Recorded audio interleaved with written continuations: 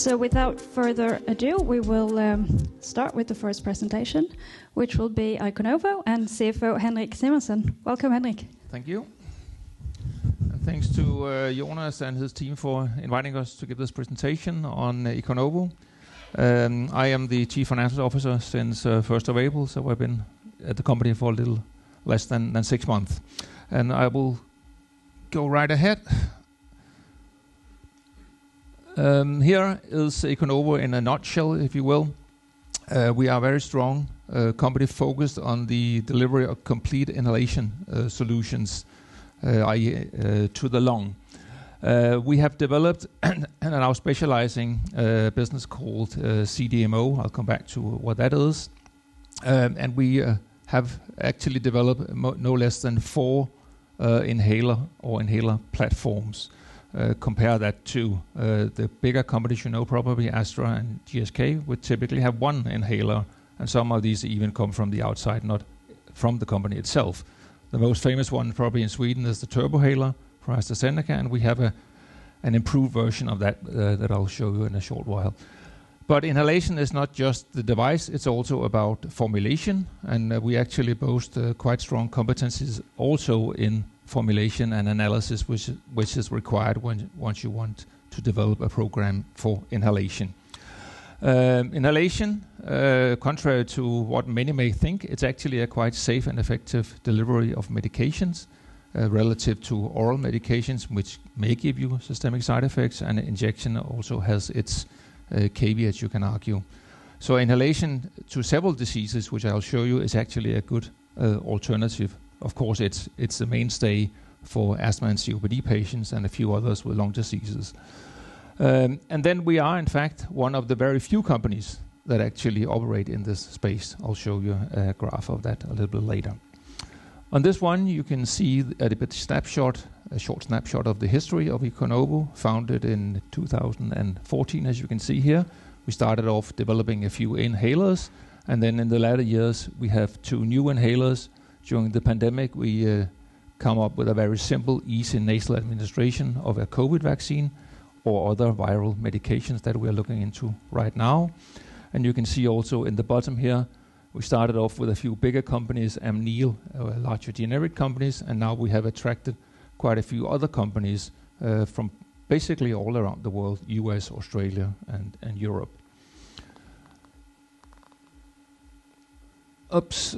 This one is the business model that we operate. We have been working as a kind of CMO for some time, but now we have formalized a business called CMO. Is there a pointer here? Is there a pointer here? It's a pointer, yes. Yeah, this one. The CDMO business, as you can see here, we work with companies like Kiox to reformulate an already existing medicine for inhalation. It's a small Danish company. And in Lund, we have another company called AdjuTec Pharma that works with a novel treatment of COPD. So those are some of the collaborators or partners that we attract to the CDMO business. Another way to enter our company would to enter into a license agreement, which is what we have with Amneal, you see here, and the Korean company BNC and the Indian Intas. And then finally, the third leg of the business model is to simply just sell inhalators or inhalers to companies that can be of interest to, for instance, larger pharmaceutical organizations that want to have that as their offering. And then we have started to look into a new area ourselves, which is this area of reformulations, and I'll come back to what that contains. Our business model is quite scalable, as you can see here. The CDMO business operates like a classical CDMO. You probably knew Recipharm, when that was a public company, had a 20-30% EBITDA margin, and that's exactly where we operate with the business we have there. In the license department, it can be quite profitable. Of course, if you get royalties, it's 100% profit to the bottom line. But it also contains license and other types of fees that we can obtain. And then finally, we have inhaler sales, which also is quite a profitable business. There we don't have the actual production ourselves, but we have an agreement with the Italian-US Synartro to make one of our inhalers as a contract producer to us. The CDMO business that I talked about before, we actually have these 6 partnerships. We have an agreement with Bill and Melinda Gates Foundation on a viral treatment. We have another agreement with an Australian company called ENA Respiratory, which also works in the viral space, so in the biological space. Then we have, as I mentioned, Arcede, which works in asthma COPD. We have Kiox down here, which operates in rare lung diseases. And then recently we made an agreement with the French Affylogics, which operates with biological treatments called nanofitins. It's smaller biological substances, smaller than the classical antibodies that you probably know. The market we operate in is quite significant. Now I'm just looking at the dry powder inhalation market, not the whole asthma COPD market, and that is roughly $15 billion US, expected to grow to around $20 billion in 2027. So a growth of 33% over that period, or a compounded annual growth rate around 7%. And we are one of the few that actually are independent and work in this space. Then a new segment is opening up, which is just called new up here, and that is some of the existing lung diseases as pulmonary arterial hypertension, idiopathic pulmonary fibrosis, and of course cystic fibrosis. But in recent time, as you can see here, actually CNS diseases such as anxiety, depression, migraine are starting also to become available as inhaled medications. And even more recently, we've seen glucagon, which is used for people with hypoglycemia to counter that low blood sugar, also as an inhaled medication. The alternative there is an injectable product. You can see here, it offers an improved product profile typically for the partners that we work with. It's also a lower development risk typically because it's a product that is reformulated, so it's already gone through the regulatory path. It's approved safety-wise, you can say, and also efficacy-wise. So it's typically a lower risk type project. You can see the addressable market just for the ones we show up here. Those 7, 8 products, or 8, 9 products you see here, they have an addressable market which is just below $9 billion US. And some of these, as you can see here on the right bottom here, have already become branded products in the market. You probably know J&J, you probably know Lilly, but you can see a number of other mid-sized companies have entered this field to come up with newer reformulated medicines that are some of the projects that we might look into as well. The inhalers we have here, you can see we have partners for most of the platforms we work with the notable exception of Icopre. This is the inhaler you see here. We have a structured process running with the investment bank Stifel to reach out to partners, potential partners, and we have recently engaged with the U.S. Food and Drug Administration to get information on what is required to come with a improved version or copy of GlaxoSmithKline's Ellipta, the product you see here. And this is one of the best-selling asthma COPD medications globally. We have another agreement, as I will allude to shortly, and this is the agreement where we basically copy AstraZeneca's Symbicort Turbohaler, and there we have an agreement with Amneal, the US biotech company. Here's just a chart to show you that we are one of the very few. You want to be in the upper right corner, and we are there, as you can see. We have a few competitors, but not many. And this is the pipeline we have, quite a big pipeline, or broad pipeline, with the upper one being the Amneal projects. The second one is this Icopre that I talked about, and then you can see the breadth and depth of the pipeline we have in the bottom. Finally, to give you some guidance or goalpost, we set out a goalpost for 2027, which is to reach 250 million in revenue, and half of that is to come in as profit. of course helped by royalty payments, milestone payments, and other types of payments that will kick in. In 2026, we should become break-even. Nick. Fantastic to start with a presentation that was exactly 10 minutes. So with that, we will open the floor to any questions. And like I said, Swedish or English is fine. Then I guess I'll start off with the questions. Sure. These numbers look impressive. How are you going to achieve this, and what are the potential threats in that journey? Well, the threats, of course, is the development risk that exists for any of these programs. As we work with partners, their priorities may change over time. But I think we have several projects going for us. As I said, we have the EcoPre project here, which is one of the most important projects. We have the Symbicort project coming a little bit later. So hopefully at least one of these, hopefully both of them, which we expect, will continue to progress. So the main risk, I would say, is a development risk, but that's common for any project, you can say. And in a way, you're competing with big dragons that have resources to put into this kind of development. How are you, as a small company, handling that, working with that? Well, we handle it by working with medium-sized, larger generic-type companies. As you can see up here, we have Intas, for instance, in India.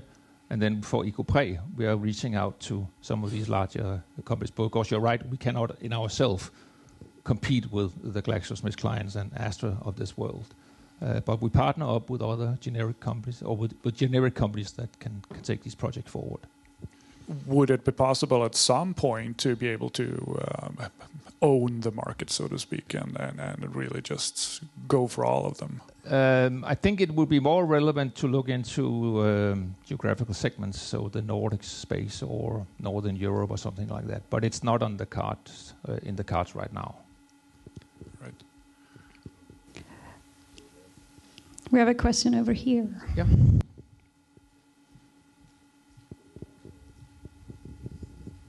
You briefly touched on the nasal inhaler. Let's call it an inhaler. Mm-hmm. How do you see the differences? And is the nasal one might think that it would be easier, but it may not be. What's your view? Yeah, it depends a little bit on which indication you're looking at. We have seen, I would say, in recent partner meetings we went to, that actually there's a quite strong interest in the nasal administration, and you probably know it from just allergic rhinitis that you just have a nasal injection. So for some applications or some indications, it can be a very, very simple treatment. For other diseases, you may have to take it directly into the lung. So it goes indication by indication. I wouldn't say one is better or stronger than the other. There are opportunities, I would say, in both of these segments. And your involvement in the nasal, is that limited or none at this point?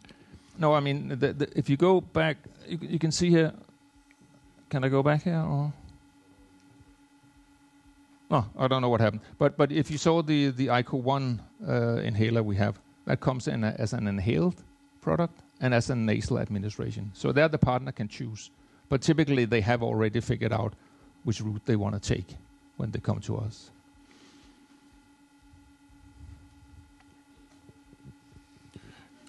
Yeah, I have another one.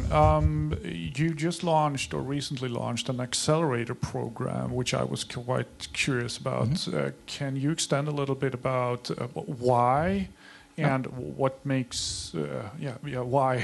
Well, it's a twofold approach. It's to get grant money to Iconovo. That's one part. But the other part, which is, I think, even more important, is that we can help small startups like Kiox that I mentioned before, get grant money so they can advance their projects and develop them further. So we work with a party called Argentum in Israel that helps get these applications for grants through EU. And thereby we can have more of these, say, smaller, earlier stage programs that can turn into bigger projects later on, just get started. And what has the interest been so far? It's been quite good, I would say. I mean, as you saw, we have kiosks mentioned here, and we're working with other collaborators, both slightly larger and smaller ones. Any further questions? What about the license fee numbers? I would imagine it's just a few percentage points. I think you're talking about royalty now. Yeah. Yeah. And are they valid for the entire life of the product? We haven't signed an actual agreement yet, so I cannot tell you, but they would be mid-single digit typically to high single digit type royalties.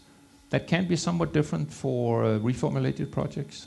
I saw a recent competitors talk about low double-digit numbers, but I think for the general average it will be somewhere between 5 and 10%, but can go higher in some programs. With that, we thank you, Henrik, and we will move on to the next. Yeah, we'll move on to applause, of course. Ja, Thomas, allt kan hända i biotechvärlden. Det har du säkert koll på bättre än de flesta. Vi har en lite försenad talare, så att vi switchar om helt enkelt. Hoppas det är okej med dig. Du säger allt kan hända. Ja, då testar vi igen. Yes. Ja, Thomas Eldred, ordförande och grundare Flerinvest, och även då co-founder som man säger, och står bakom Recipharm, en av världens 5 största läkemedelstillverkningsföretag som såldes. Och du har ju ett track record av ganska lyckade investeringar och även exits i bolag. Så det känns ju väldigt roligt att få ha dig här på scenen idag och pick your brain, som vi säger på svenska. Jag tänkte faktiskt börja med att fråga dig, i Flerinvest, när ni går in i bolag, vilka är egentligen de så att säga viktigaste grundkriterierna för att ni ska vilja satsa på ett bolag? Ja, vi har ju investerat i, för närvarande har vi faktiskt 32 investeringar. Så det är en ganska stor portfölj som vi försöker utveckla och bidra till. Vi är inte bara fokuserade på life science, utan vi är väldigt mycket tittar efter mycket innovativa och nyskapande läkemedelsprojekt framför allt. Så therapeutics är liksom det vi tror vi kan bidra med någonting. Och det är också viktigt att vi kan bidra med någonting mer än pengar i de här bolagen och projekten. Så att det är väl det vi tittar på. Innovativ vetenskap, nyskapande läkemedel som kanske kan hjälpa patienter i områden där det inte finns någon bra behandling idag och så vidare. Helt nya områden, nya läkemedelsklasser, mycket bioteknik eller biologics, det är väl där vi finns. Och även det som inte är läkemedel, det är ändå snarlikt, kan man säga, så väldigt närliggande till läkemedel. Vi håller inte på med några generika projekt, vi har ingen digital health, vi har inga vårdcentraler och annat liknande som vi inte begriper oss på. Och som du nämnde här, ni har idag investerat i över 30 bolag. Ska man kunna säga, är ni fullinvesterade i dagsläget, eller finns det fortfarande möjligheter för det? Ser ni fortfarande möjligheter att gå in i ytterligare projekt? Ja, vi alltså, med den här portföljen vi har nu, så är vi är ju väldigt glada över den. Vi tycker att vi har en fantastiskt fin samling projekt som är lovande och kan innebära väsentliga förbättringar för patienter och så vidare. Inte om vi lyckas.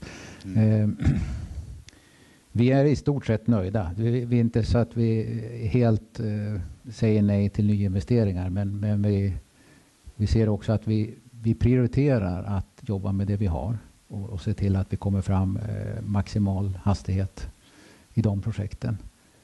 Vi tittar också på annat som kan addera till det hela på något sätt eller bidra till någonting på något sätt att passa in i portföljen, men i begränsad omfattning. Och med så pass många bolag som du säger, och ni har visserligen en röd tråd kanske att det är therapeutics och biologics och så vidare, men är det inte lätt att bli splittrad ändå när man har den bredden så att säga? Hur undviker ni, eller hur håller ni fokus? Det är inte ett enormt team ändå i Flerinvest. Ja, man får påminna sig själv varje morgon.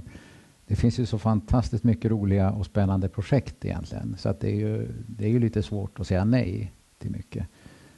Men det är väl sånt vi får hjälpas åt. Vi är ju ett team på 8 personer trots allt. Så vi har ju en viss kapacitet. Och det är en bra blandning i teamet. Vi har läkare, vi har forskare och vi har annat löst folk som undertecknad som försöker göra en insats. Så att vi jobbar ihop helt enkelt och försöker hålla någon slags riktning i det här.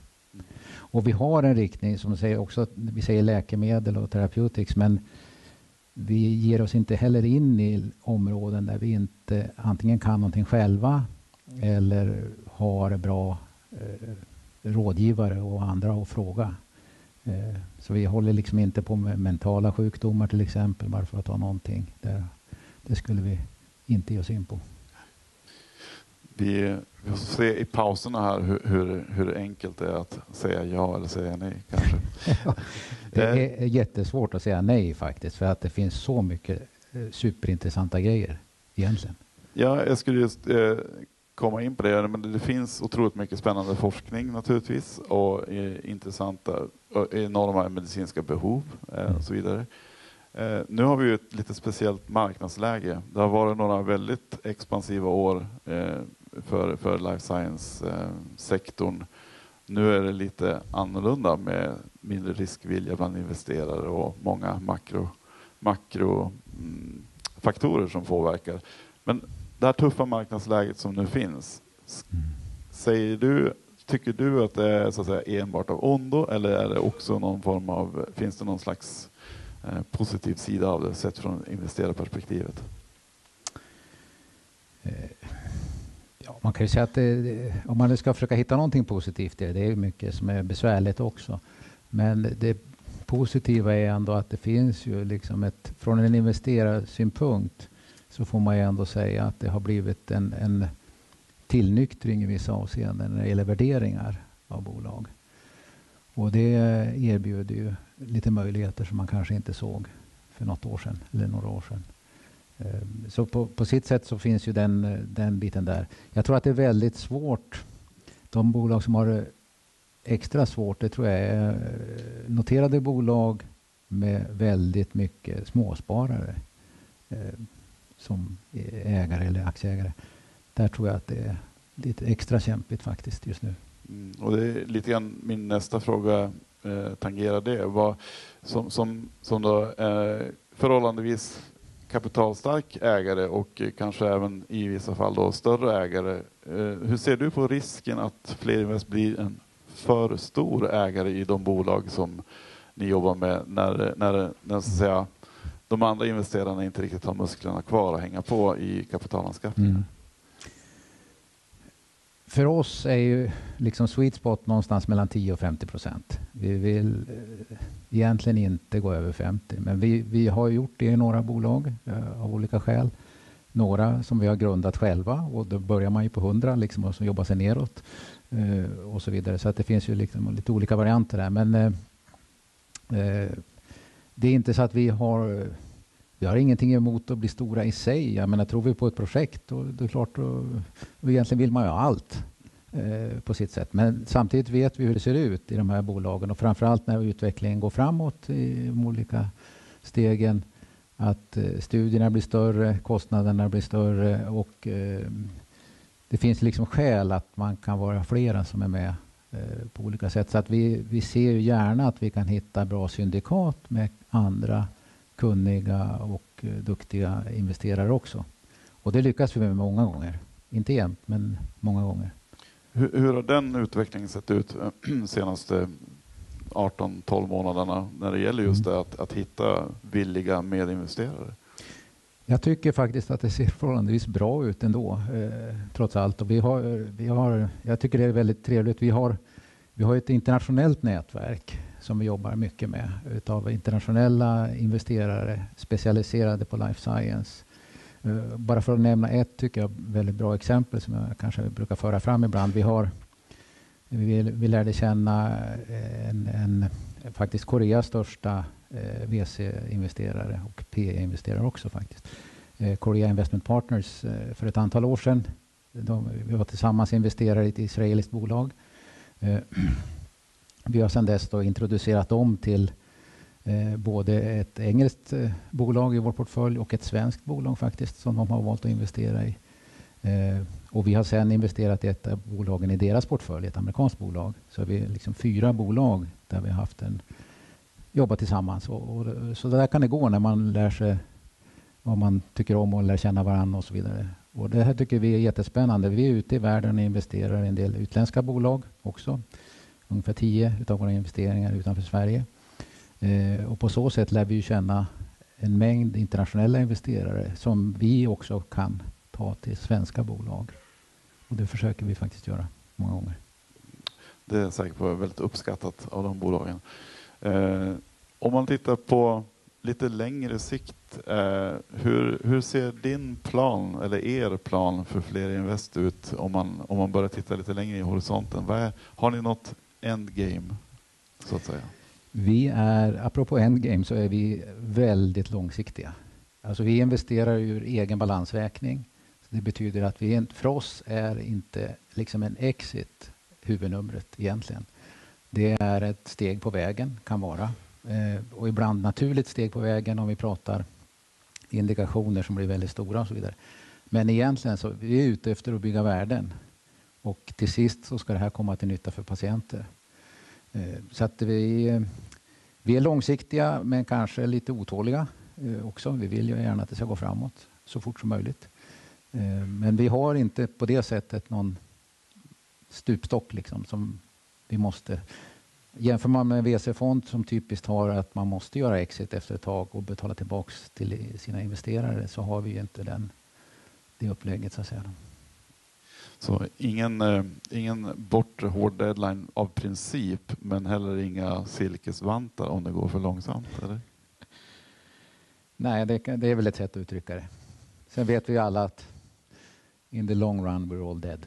Så, ja. Ja, jag tänkte säga, and on that happy note ska vi inte avsluta, tycker jag. Men det har du ju naturligtvis helt rätt i. Även om det finns någon som forskar på att försöka förlänga den runwayen också. Det skulle verkligen vara innovativt. Ja. Men du nämnde ju här att det finns du ser någonting positivt i möjligheten att syndikera. Och om man tittar i din personliga kristallkula närmaste 2 åren, hur ser det ut för dig? Ser det mörkt ut eller ser det ljust ut?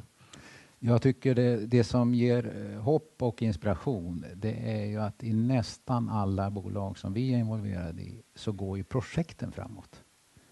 Visst, det finns lite piruetter som man får göra finansieringsmässigt och så vidare, men projekten utvecklas ju väldigt bra.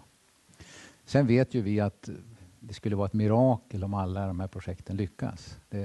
Det lär nog inte hända, inte för oss heller, men än så länge så ser det ju faktiskt väldigt ljust ut. Och jag hoppas faktiskt att det ska inte behöva vara så ruskigt många år. Så ska man kunna se en del av det här komma till verklig nytta för patienter faktiskt. Det hoppas vi alla i slutändan. Det är ju trots allt därför vi är här. Ja, och det är lite grann av vår poäng. Vi är fullständigt övertygade om att kan vi komma fram med riktiga, viktiga läkemedel här som hjälper patienter verkligen, som kanske inte idag har någon bra behandling. Då behöver vi inte bekymra oss så mycket hur det ser ut ekonomiskt. Det kommer att bli jättebra. Mm. Och om man skulle avslutningsvis, vi har bara ett par minuter kvar nu, men om man avslutningsvis skulle ge någon slags generellt råd till då hoppfulla bolag som idag inte ingår i flerhjulsportfölj men som kanske gärna skulle vilja. Vad kan man göra för att få er uppmärksamhet? Ja. Alltså vi tycker om innovativa saker. Vi tycker om det finns, allt beror på vilket stadium man är, men liksom riktiga data på att det i någon mening fungerar eller synes fungera. Sånt är ju uppmuntrande. Det är positivt att det verkar fungera. Ja. Ja. Ja, det känns som att det borde vara ett av grundkriterierna. Ja, jo, men det är inte jämt. Ja. Thomas, 1 minut kvar. Har du några sista final words of advice till investeraren som sitter nu och undrar hur ska jag göra nu? Min portfölj har backat 80% senaste 24 månaderna. Ska jag skita i det här eller ska jag fortsätta investera i life science-bolag? Jag skulle vilja säga att om man har möjligheten och liksom kapaciteten finansiellt så skulle jag säga att det är inte nu man ska ge upp. Det är nu man ska satsa mer, tycker jag. Alltså det är ett fantastiskt bra läge värderingsmässigt för att satsa mer. Och man blir välkommen, tror jag, nästan överallt man kommer. Så man måste förstå att life science och läkemedelsutveckling tar tid. Och det är viktigt att förstå. Men ska man gå in, man skulle inte ha gått in för några år sedan. Men nu tycker jag, det är ett fantastiskt bra läge. Och det gäller att glömma, man får glömma liksom det som har varit. Man får se var står vi nu och vilka värderingar tittar man på. Och då tycker jag det ser faktiskt väldigt lovande ut. Glömma vad som har varit kan vara lite lättare sagt än gjort i vissa fall. Men det tycker jag ändå är en väldigt positiv ton att sluta på. Så det underlättar sig när man börjar bli lite äldre och har dåligt minne. Så glömmer man. Ja. Stort tack Thomas för att du tog dig tid. And with that we are switching languages again to English and we are ready for our next presenter. So I'm pleased to present Pernilla Sandvall from WntResearch, who is about to come up on the floor. Pernilla, the floor is yours. Thank you very much. And I'm so happy to present the company for you. First, a word about myself. I am the CEO of WntResearch since last spring. And prior to that, I have been in drug development since I graduated as a pharmacist. I started with the Merck Company at MSc Sweden and had the opportunity to also work in the headquarters and later on in Europe as well. It was a fantastic learning, and I stayed there for more than 20 years.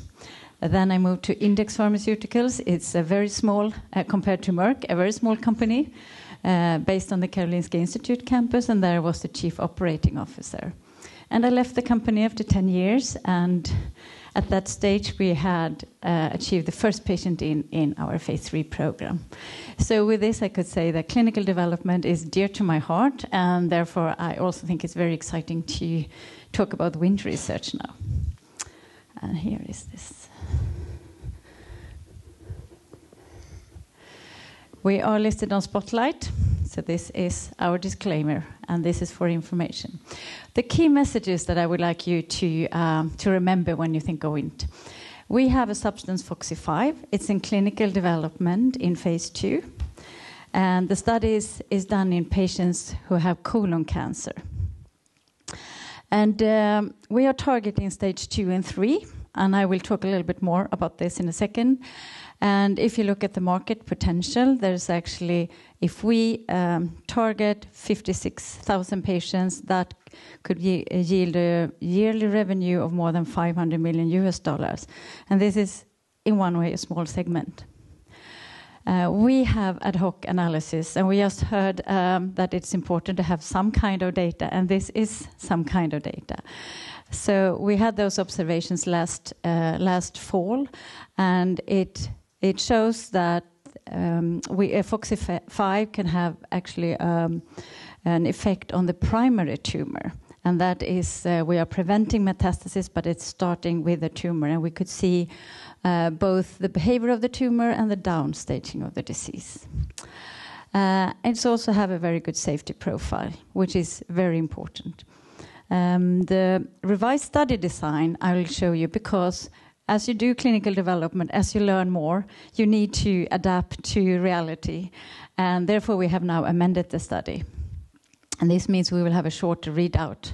And it will be enhance the patients to participate in the study as well.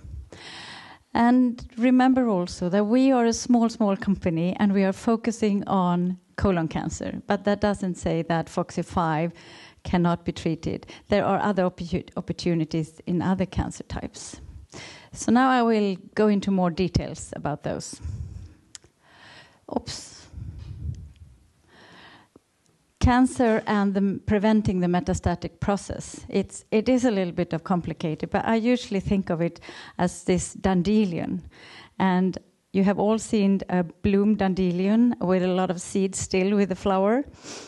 And then just a little wind can spread the seeds, and then you get a lot of dandelions in perhaps your garden.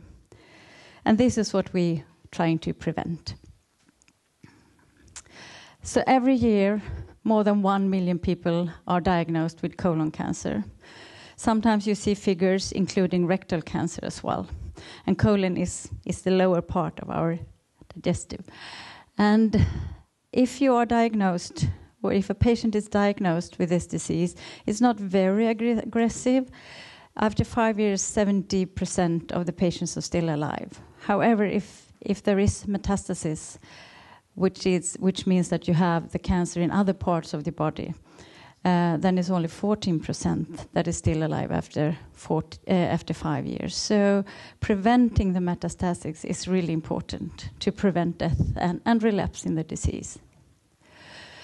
Of those 1.1 million patients that have colon cancer, there are 274,000 that have stage 2 and 3, where we are focusing the study on. And if then we target approximately 20%, you shouldn't think that all patients can be treated with your drug. That will mean this figure that I just mentioned, more than $500 million US. So I'm saying that FOXY5 is doing something, and this is what we have seen. So we have seen in vitro and in vivo results. And how the Wnt5a is a protein that we have, that a tumor can have. And if there is a high expression of this tumor, the Wnt5a, the cancer cells tends to adhere to the tumor and they are not migrating to other parts of the body. But if there is a low expression of this of Wnt5a, this protein, then the cancer cells spread much more. And we're trying to illustrate it with the flowered dandelion beneath. You can't give Wnt5a, it's too large of a protein, and it adheres to surrounding tissues. But the peptide FOXY5 is a smaller molecule, and when we give that, we actually mimics the effect of Wnt5a. So we have seen in vivo and in vitro results, and this means that you look in cells and you look in animal studies that you are required to do also down the road when you are developing your drug. So we have seen that when we add FOXY5, the cancer cells behave as if there were a high expression of Wnt5a. And we can also see that in the animals when you look at metastasis and the formation. And it has seen in lung, in liver, and also in the local lymph nodes. And we have seen indicating that if you look at some biomarker, some special substance you can measure, that it actually has some effect on stem cells. And stem cells are sleeping cells. This is super interesting, still need to be investigated a lot. And we have also seen that it can affect the size of the tumor. But it's good to have a peptide, a FOXY5, that you can give. But before you move into clinical development, there are certain things that you have to do. And we have to do toxicology studies showing that you can give the substance safely to patients. You also have to have it in a formulation that is possible to give. You can't just have a substance.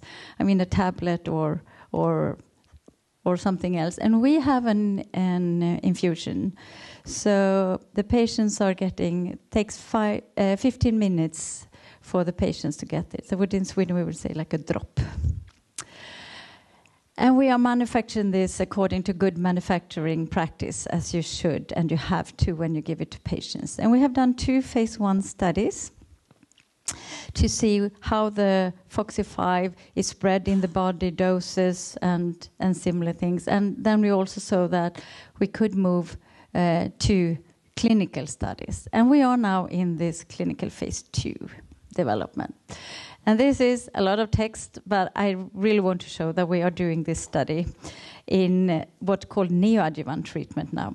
And neoadjuvant treatment is pre-surgery. So all patients, when they are diagnosed, they always get surgery and remove the tumor, because that's the most efficacious way of treating this. They are then randomized to the study and get either treatment with Foxy5 or in the control group. And it's randomized, it's called.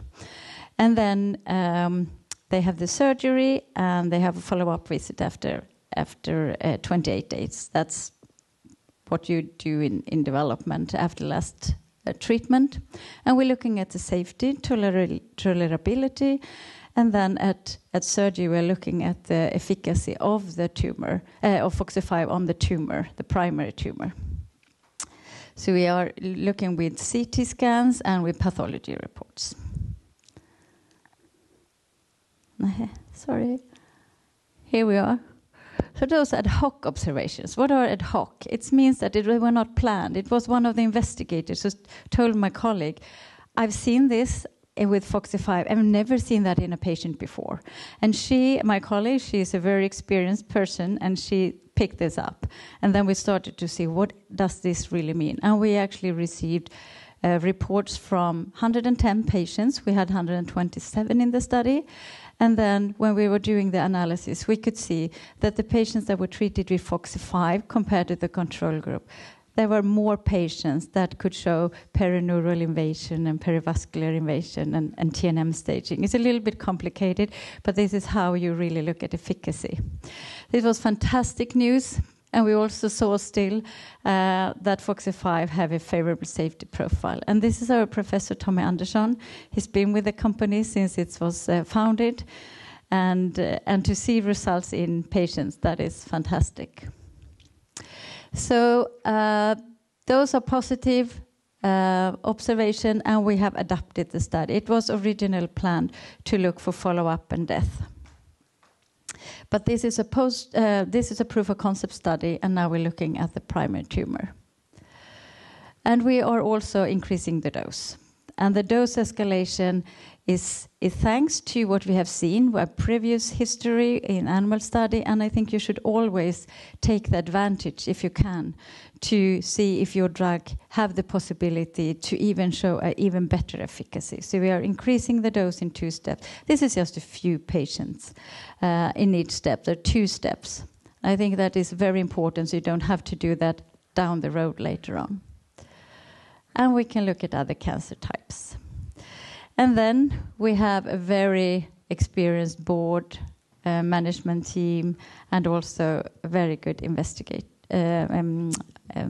advisors.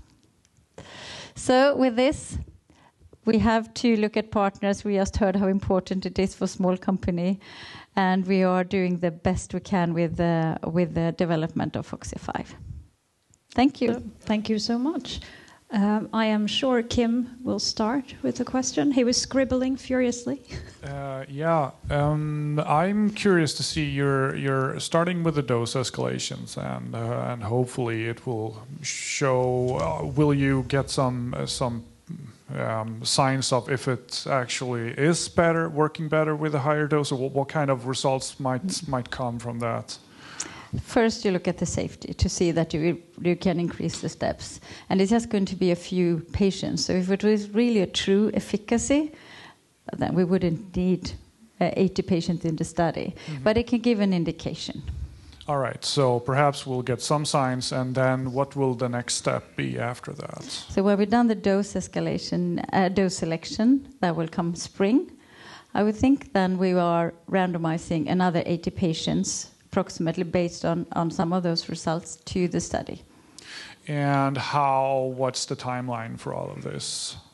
What I've said is that we're basing on what we have done so far. So we have those 127 patients. And the sites, the clinics, so we have 16 clinics in Spain and 16 in Spain and 6 in Hungary, and a few more coming on. So when they start, we can do a true assessment of when the study could be done. But when looking at it now, it should be during 2025. That's what I said. I don't want to promise because I know everyone is eager. We should remember that this is based also on pandemic data and the fact that the patient was supposed to be in a 2-year study. So I do think there are many parameters that could yield a faster recruitment, but I need to get back with details. And looking at the results that you've received so far, what kind of position will you be able to take in this specific indication compared to the other treatments that are out there? Where do you fit in the big treatment landscape? Do you mean with the study results of this? Yeah, exactly. Yeah? With the new so we will get results. proof of concept that FOXY5 is doing something very early on in the metastatic process, as we're looking at the tumor when it's been treated for a short time, but we can also see difference. So then it's preventing the metastatic process that is still the target. So in the phase 3 studies, could be neoadjuvant treatment, but it could also be, and that depends on a partner you have, because we could have a development plan, but that partner might have other ideas where they would like to go. So I could see that there is an opportunity, those stage 2 and 3 patients in particular. So, I mean, could you make some of the bigger drugs used today redundant, or what are we looking at here? That would be fantastic. I think that would be too much to say, but of course we hope that this would be great. And I think with those ad hoc observations that we have to see something early in the development indicating efficacy, that's a good sign. But the future will tell. And these new results, you're looking at a shorter timetable compared to what the study was. So from the beginning? previously the idea was that you treat the patients prior to surgery, exactly like I was just showing, but then also to continue with another 2 months or so before other like chemotherapy is starting with the patients. And then we were to follow up for another 2 years to see the outcome. And 2 years seems, sometimes now when you look at other studies and what you look at what the agency says, they require a longer time frame for follow-up. If you are really showing death and relapses, it could be even 3 or 5 years that they require. Okay. So this means that now we can show the proof of concept at surgery. And that shows that, and start there. And then, of course, the next development will have those parameters. We have to have them, I'm sure, to get onto the market. Thank you. We had a question there.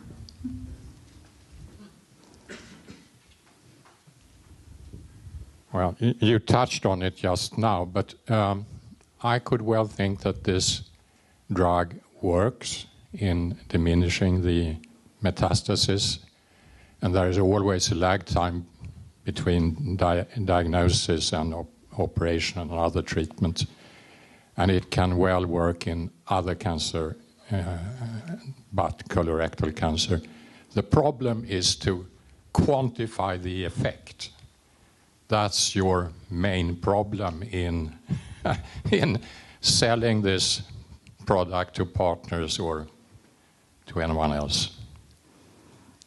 And I hope that this study will, and I trust the study. We are designing the study now based on the ad hoc observations. And the patients, the tumor is removed, so the spread of the cancer has started when you're looking. I think that's what you're leaning towards. But the tumor is removed. So we are affecting the tumor, and then we are also looking at treating cancer cells that can be in the system already while we treat for this 3 to 4 weeks. So again, in most countries, you should have your surgery as soon as you have diagnosed. Usually it should take 2 weeks, but most countries it doesn't. It takes a month. It could take 6 weeks, and this is the treatment period so that we can see efficacy on the primary tumor prior to the surgery. One more question over there.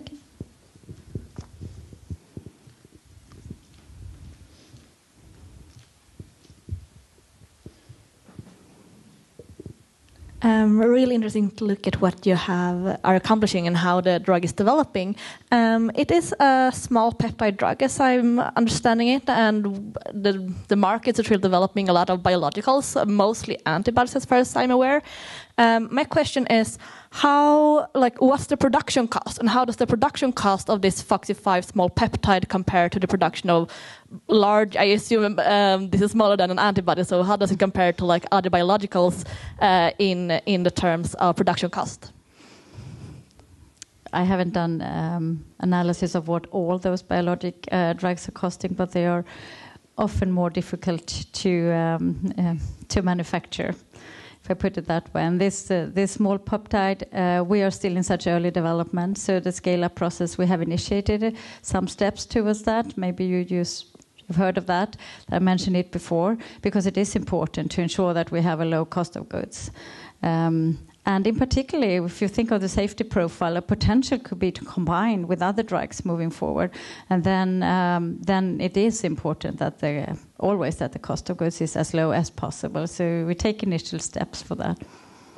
Right. Thank you so much for your questions, and thank you for the presentation. We will take a break for some networking and mingling, and we'll be back at 11:15. We are happy to start the second session with Lipum and CEO Einar Pontén. Please go ahead, Einar. Thank you. And I'm the CEO of Lipum, and we are based in Umeå and focused on chronic inflammatory diseases. Our lead candidate is technically a human antibody, and it's directed towards a completely new and unique target molecule for treatment of inflammation. And this is based on the founders' research at Umeå University. So it goes back 50 years in time when they discovered this protein. It was in another context, but later on it was seen that BSSL, or bile salt stimulated lipase, is involved in the inflammatory process. And during our development, we have progressed, and we were listed on Nasdaq First North in April 2021. And one of our previous speakers here representing Flerie Invest is one major shareholder, together with Christian von Koenigsegg, the Craftfood Foundation with family, and the founders and management, and that is essentially 80% of the ownership. Chronic inflammation affects hundreds of millions of people, and it's a very, very wide definition. And inflammation is a natural process, important for our healing in the body. The problem arises when the inflammation stays, and when it doesn't go away, then it becomes deleterious for us. So there is one disease in particular that is called rheumatoid arthritis, or in Swedish ledgångsreumatism, that affects around about 1% of the global population. And it is autoimmune disease, and it starts with pain in the joints, tenderness, you have stiffness, and if it's not treated, it starts to become erosion of the bone in the joints, and then it leads to disabilities. Rheumatoid arthritis may also escalate. If not treated, it can escalate into very serious comorbidities, and among attack on the different organs, it can also lead to cardiovascular diseases. So it's important to treat this disease. And today, the first-line treatment is typically a chemical small molecule called methotrexate. It's an immunosuppressant drug, so it suppresses the immune system. It helps around about 50% of the patients, but it also has serious side effects. So for many patients, there is need for more advanced drugs. And among these advanced are biologics, like the anti-TNF biologics, or more sophisticated synthetic drugs, like the JAK inhibitors. And this is a huge market. It's projected to be worth around about $29 billion in 2029. And it's dominated by these anti-TNF biologics. Now we're looking on 2029. Today, it's original anti-TNF drugs that dominates, but there is now a competition from biosimilars, and that means that there is a price decrease, but still these biosimilars are sophisticated, more people are treated, so there's still expected to be a growth in this market. But there is one big problem, a major problem with these, and that is that round about 30% are non-responders. So they are not helped at all with these sophisticated anti-TNF drugs. And the JAK inhibitors are associated with serious drawbacks and side effects, and there are new box warnings issued by the FDA and EMA quite recently. And there is an interesting paper from Clinical Rheumatology in 2019 where they listed most of these blockbuster drugs used for RA treatment. And I highlight here, you can see that this is the ACR 50, so American College of Rheumatology. 50 means 50% improvement in the patient. And if you look on the numbers, it's a percentage number of the number of patients that are actually getting 50% improvement in 6 months. Less than 40%. Is that good enough? No, it's not good enough considering that there are side effects. So a significant number of these patients having RA are not helped by these advanced anti-TNF drugs or the JAK inhibitors. So there is a need for an alternative mode of action. And that is provided by the discovery by Lipum founders.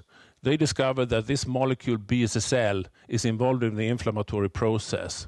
And it was demonstrated in several well-established RA animal models that by blocking the BSSL molecule, you can stop the inflammation. It was also seen from patient samples and biobank samples that patients having RA or psoriasis arthritis or juvenile idiopathic arthritis, that there is a correlation between the disease activity and the level of BSSL. So for that reason, we have developed the antibody lead candidate SOL-116. Obviously, we have a cell line, we have a production method, and it has passed tox studies. And now it is our lead candidate, and the lead indication is rheumatoid arthritis. Based on very solid preclinical data, based on the high medical need, and the fact that this is a gigantic market. But we also see that BSSL may play a role, and we have indication from the preclinical work that it has potential also for other indications, like ulcerative colitis or Crohn's disease or SLE.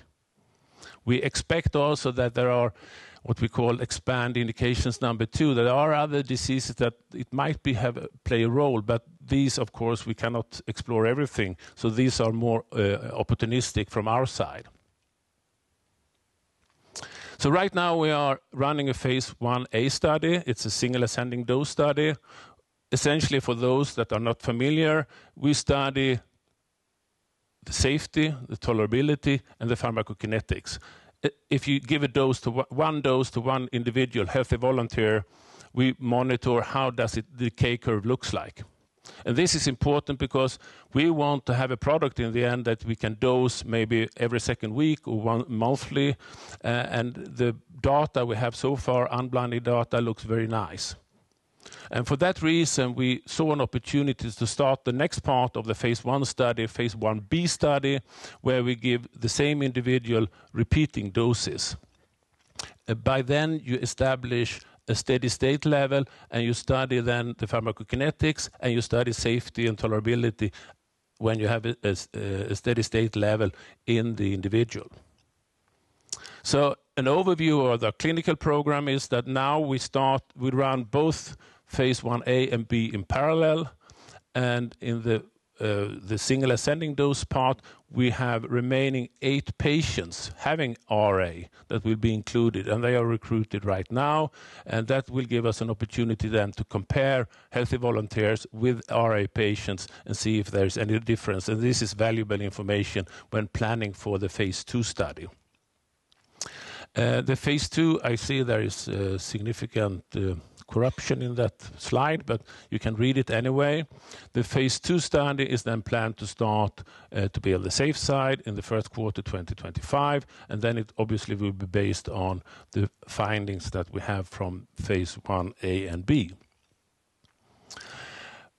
In this context, I just have to mention that biologicals that have entered into clinical phase, they have much high probability to get the market approval in the end compared to small molecule drugs. And that is, of course, very encouraging. So our strategy then to build value for the shareholders and to get a product on the market is that we focus on these safety studies on the clinical side, and the next step is to get the clinical proof of concept in rheumatoid arthritis. In parallel, we explore, in the preclinical work, we explore more indications. These indications I mentioned because we believe that we can exploit our antibody for more diseases. Obviously also the mode of action is very important, not only for us, but also in the future to get the possibility for a deal with a larger company, because everybody wants to understand the mechanism. We have a pretty good idea on the mechanism, but it can be even better. And for that reason, we work with partnering. And just some week ago, we signed a scientific collaboration agreement with the Department of Rheumatology at the Karolinska Institute. That will be running for 2 years, and it will be focusing on the role of BSL in the immune system. We also engaged in an academic project in the Örebro University. And overall, we believe that altogether this will lead to a package that safeguards a good opportunity for a nice deal. Thank but you. I had a slide. I had another slide. No, continue. Well, try and just get it in as an answer to one of the questions. So does anyone have a question for Einar? If not... Yeah, I could hear one. Ulf, I think you had a question there. Yeah, I heard it because was it anything to do with the last slide? Yeah, because on the preclinical side, this is very important because the probability to get the market approval is twice as high when you have a companion diagnostics.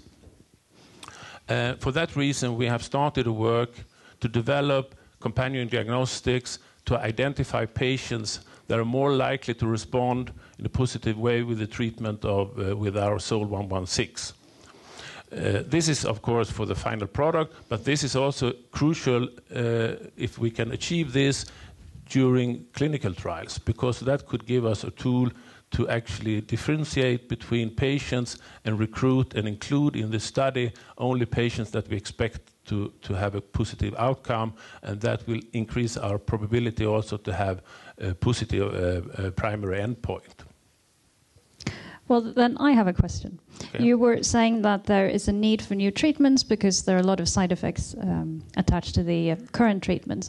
So what is the competition like then? You can't be the only one to pick up on this opportunity. I mean, the competition, obviously, $29 billion market, and it's a very competitive market. But most of the products that dominates this market in value are anti-TNF drugs, anti-TNF biologics. And the biosimilars, they will not be better. They will provide the same side effects, and you cannot expect that they will have a higher percentage of patients helped. So still, the fundamental problem is there. What really is needed is something that have a completely new type of mode of action. And we obviously know quite a lot about our mode of action, and we expect that SOL 116 will interact with BSL upstream these cytokines that are treated with the drugs used today. And that will open for possibilities that you can just speculate about, but maybe it could be also that you could combine them with the conventional drugs that are used, or they can be standalone. But at the moment, we aim for those that are non-responders. Yeah, then I have a question regarding the ongoing study, and it relates to the number of participants. As I read the quarterly report, it was a little bit unsure how many you will actually have to study down the line. No. Can you just expand on that a little bit and what you're looking to see down the road? Yeah, well, in the phase 1A study, there are 40 healthy subjects, and they are divided into groups. And first group get a very, very low dosing, obviously, for safety reasons. But the last group get a very high dosing. And these 40 individuals have been tested. We have seen no side effects or problems at all. But in the same time, we have received very nice pharmacokinetics, and the decay curve looks great. And for that reason, we decided to actually start the phase 1b study earlier than originally planned. And in that will be 8 individuals included, and they will then get multiple doses. Will it stay at 8, or will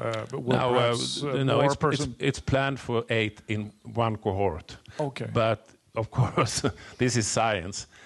So of course we are prepared that it might be necessary to have another group of 8 as a second cohort, and that would follow afterwards in that case. But we don't believe that it will be the case. Okay, and I saw on your slide that you were looking at phase 2 initiating sometime in 2025.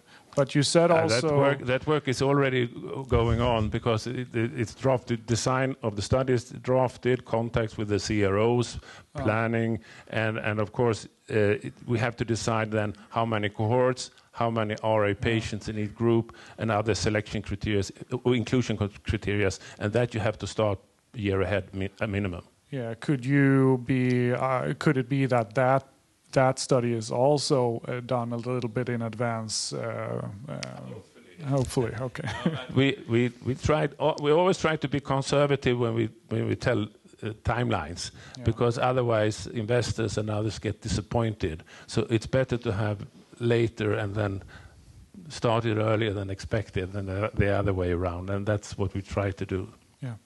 Well, thank you so much, Einar, for that. Oh, we have one more question, which I think we can squeeze in. Yeah, it's a short question,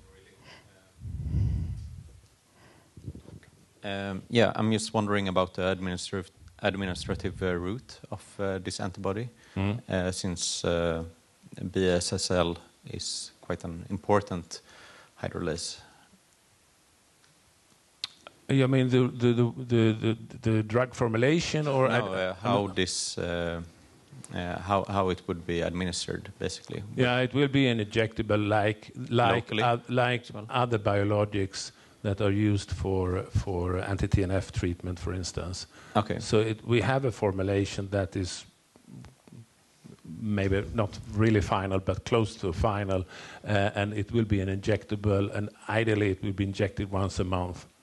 And it's not a local treatment; it's a systemic treatment. All right. Okay. Thank you. Thank you so much, Einar. So I'm Nicholas Sørensen. I'm the CEO of Orexo, exciting Swedish pharmaceutical company. A little unique compared to many other companies that you listen to today is that we are also a company with commercial operations and sales today.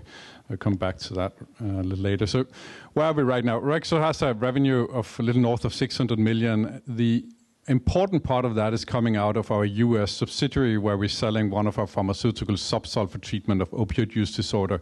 That business, just looking at the pharma business, has an EBIT profitability of around 50%. So that generates close to 300 million Swedish kronor that we can then use to invest into both commercialization of new products, but more importantly into the development of new pharmaceutical products like the AmorphOX platform that we have a lot of focus on right now. And AmorphOX is very shortly a nasal powder formulation, which we have proven time over time again has a higher bioavailability than other nasal formulations. And even more importantly, it has a fantastic stability, whether we're using that on biologics or if we're using it on unstable small molecules. Today, our pipeline, we have 3 revenue-generating pharmaceuticals. The lead one is Zubsolv that we commercialize with our own subsidiary in the US, our own staff. And then we have 2 products, Abstral and Edluar, where we get some royalties, which is a nice contribution, but Orexo is not really engaged into the commercialization of these. As a complement, we have entered into the digital health space, which I must admit has been a little of a challenge. So our big focus today is on the on the pharmaceuticals and to the development of new pharmaceuticals, where we're using this nasal powder formulation called Amorphox to first generate our first product is OX124, which is a nasal rescue medication. We have a very resembling product called OX125 with a different API called nalmefene, which is ready to go into the next stage of development. And then we have an exciting opportunity with something we call OX640, which is an epinephrine nasal powder formulation, basically replacing the EpiPens that you need to use if you have allergic shocks. OXMPI is an NCE project that Orexo acquired several years ago and have then sold on to a Swedish company called Gesynta. So the big focus for us is on opioid use disorder. And for those of you who are not following that closely, this is the #1 killer among young people in the US. This is what most people die from if they are younger than 30 in the US. It killed more than 100,000 people last year. So more than 100,000 people in the US died from opioid use disorder. And what is a little scary is that we're seeing the use of synthetic opioids like fentanyl has basically taken over the use of heroin or painkillers like oxycodone. Fentanyl is much more difficult to reverse. And last week when I were in the US, I heard some statistics that you have registered in the US about 220,000 people who have overdosed. 110,000, around half of these, they will die. So about half of those who are registered by the healthcare, they will not survive with the existing overdose treatment alternatives. And this is what we have a lot of focus on with OX124, which is a stronger dose. It has shown in clinical trials to have a higher bioavailability than other products in the market today, or the market-leading products. And then we, as a bottom, we have Zubsolv, which is a maintenance treatment, basically to keep people out of misuse.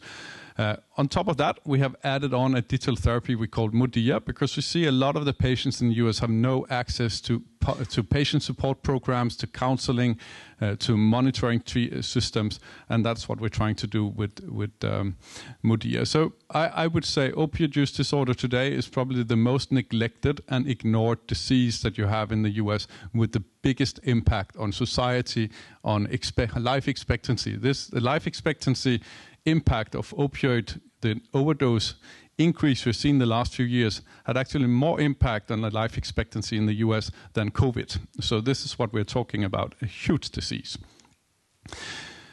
Our next phase product is based on Amorphox, and the curve that you will see to the left is actually comparing head-to-head our OX124 formulation with the market leader today in the market at the same dose. The one we're filing with in the US, or we filed last week, which is a huge accomplishment for Orexo, is actually a higher dose than what we have used in this study. But just using the same dose with this technology, head-to-head, you can see we have a much more rapid uptake and much higher bioavailability. But what's equally important is the stability. So we don't see any degradation. And we don't see that in our small molecules. We don't see that in our big molecules. We even tested this on the spike protein that you know from COVID, and we don't see any degradation despite having this in room temperatures. Basically, the trick is that we have this powder where we capture the API in the middle of the powder, and that protects the API from degradation. We've tested Amorphox on multiple different APIs, and as you can see on the data here, on every single one of them, we're seeing a very high stability, and we're doing that in accelerated conditions. That means that we're not keeping it in room storage or in freezing temperatures. We're keeping it in 40 degrees temperature at a 75% humidity level. So this is quite challenging for a lot of these molecules, but when we're doing that, we don't see any degradation of the products. The focus for us is on nalmefene, naloxone, and epinephrine. And it's a rare incidence in Sweden that a Swedish company actually filed a product for approval in the US. We filed OX124 earlier this year. We had some issue with manufacturing and the packaging line, so we had to refile, and we did that last week on Friday. So we now have OX124 filed in the US with expected approval in somewhere between 10 to 13 months. This is a massive market, and unfortunately a market that is underserved today, because most of the people in the US who get these current treatment alternatives will not survive. So we need something that is more powerful, and that's what we're coming with OX124. Now that has been filed, we're ready to move into our next product in the same line, which is OX125. Fortunately, most of the work we've done with OX124 is a one-to-one transferable over to OX125. But the same can be said about OX640. This is a much bigger market, and that's for epinephrine. So that's people who get an allergic shock, where we also have shown in the epinephrine that we can have a formulation that works both in high temperatures and in cold temperatures. And of course, if you're out skiing in the Swedish mountains in the winter, the likelihood that your EpiPen, if you have in your rucksack, will freeze is quite high, and then it will be destroyed. If you're at the beach in the summer at Mallorca, the likelihood that it will be exposed to high temperature, which would degrade epinephrine, is quite high. Having a formulation that can keep this stable, we mean is meaningful and important for the patients. And on top of that, a formulation that we know, and again, having studied in the first clinical trial, has a higher bioavailability than other alternatives in the market. Our financials, very short. We are in a fortunate situation, Orexo, in the sense that we have most of our revenues in dollars. Our profitability in the US is in dollars. A lot of the expenses are in Swedish krona, at least in the R&D part. So we've seen our net revenues where we have Zubsolv as the main driver. Zubsolv has been subject to generic competition from one of the leading competitors since 2019, and after that we saw some of the large contracts we had with payers in the US.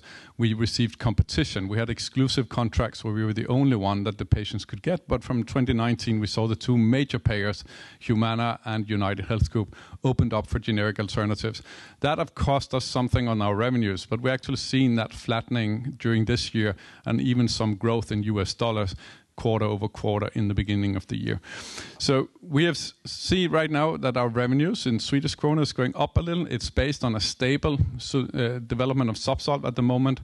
We're working very hard on our OPEX, so reducing our expenses. And what you should look at when you look at our EBIT and our EBITDA is that a lot of our money has gone to a legal patent litigation we had with Sun Pharmaceuticals. We won that one during the summer. So 1st of July, we could announce that we had won in the district court. Such a process is a cost somewhere about 100 to 150 million, and that's something we have been forced to take during the last few years. If we exclude those expenses plus the expenses that we had for OX124 during this year, the company is actually profitable on an EBITDA level. In our second quarter, we were profitable. As a company could report that. Our expectations for the second half of the year is to have an EBITDA in balance, so plus minus zero, you can say. Just very final slide. I have 14 seconds I can see. We believe now when we're past the legal challenge, when we are over the most expensive last part of OX124, and when we are looking into partnering for our OX640, that we're in a position where we're quite close to profitability, in particular on EBITDA level. We can see that our Zubsolv sales have stabilized during the last quarters, so we see that this decline that we saw since 2019 is more or less over. We do see some progress in digital therapies. It's an area that is much harder to get reimbursed in the US than I and anyone in the business had anticipated when we started this. So we're working there, but it's with less and less resources, because right now we're seeing that more like an option. We stay in the business, but keep our expenses as low as possible. And then we have our R&D pipeline, where I think we will have some revenue-generating partnerships relatively soon, in particular around OX640. So a lot of positive momentum, and again, a little noteworthy, there's not many Swedish companies who actually file with the FDA, and we just did that last Friday. That was my last. Thank you. Thank you, Nikolai. Do we have any questions from the audience? You were saying that a lot of the growth is driven by Zubsolv. What are the expectations going forward with Zubsolv? So actually, I think Zubsolv is very profitable. It's generating around 600 million Swedish. It's our EBIT profitability is close to 50%. And Zubsolv, I see has gone from going down to actually being stable. But the growth is going to come from the launch of OX124. It's going to come from the partnership that we expect for OX640. But even the partnership around the technology AmorphOX moving forward. So Zubsolv is a quite nice contribution. I think a lot of the companies here would like to have an annual contribution about 250 million or close to 300 million actually coming in and not have to seek money on the stock exchange. That does sound nice, Kim. And so you won the case. So you're off the hook with regards to the litigation. So when does all of this trickle down onwards through the EBITDA to the profit after tax? so the patent litigation, if you compare Q1 with Q2, our Q2 we had a positive EBITDA of 6 million. In Q1 we had a minus of quite a few million. I think it was 30 million something. Q1 was really the big expense driver was the district court. Q2 we had very little expenses for that. Then I would say that Sun Pharmaceuticals have appealed the decision, so we are still in a process. But I would say, having read through the decision, that if there is such thing as a slam dunk in a patent litigation, that was our win during the summer.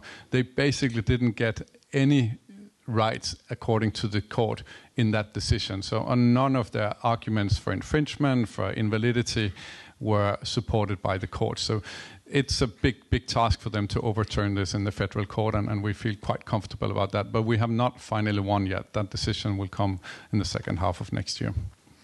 All right.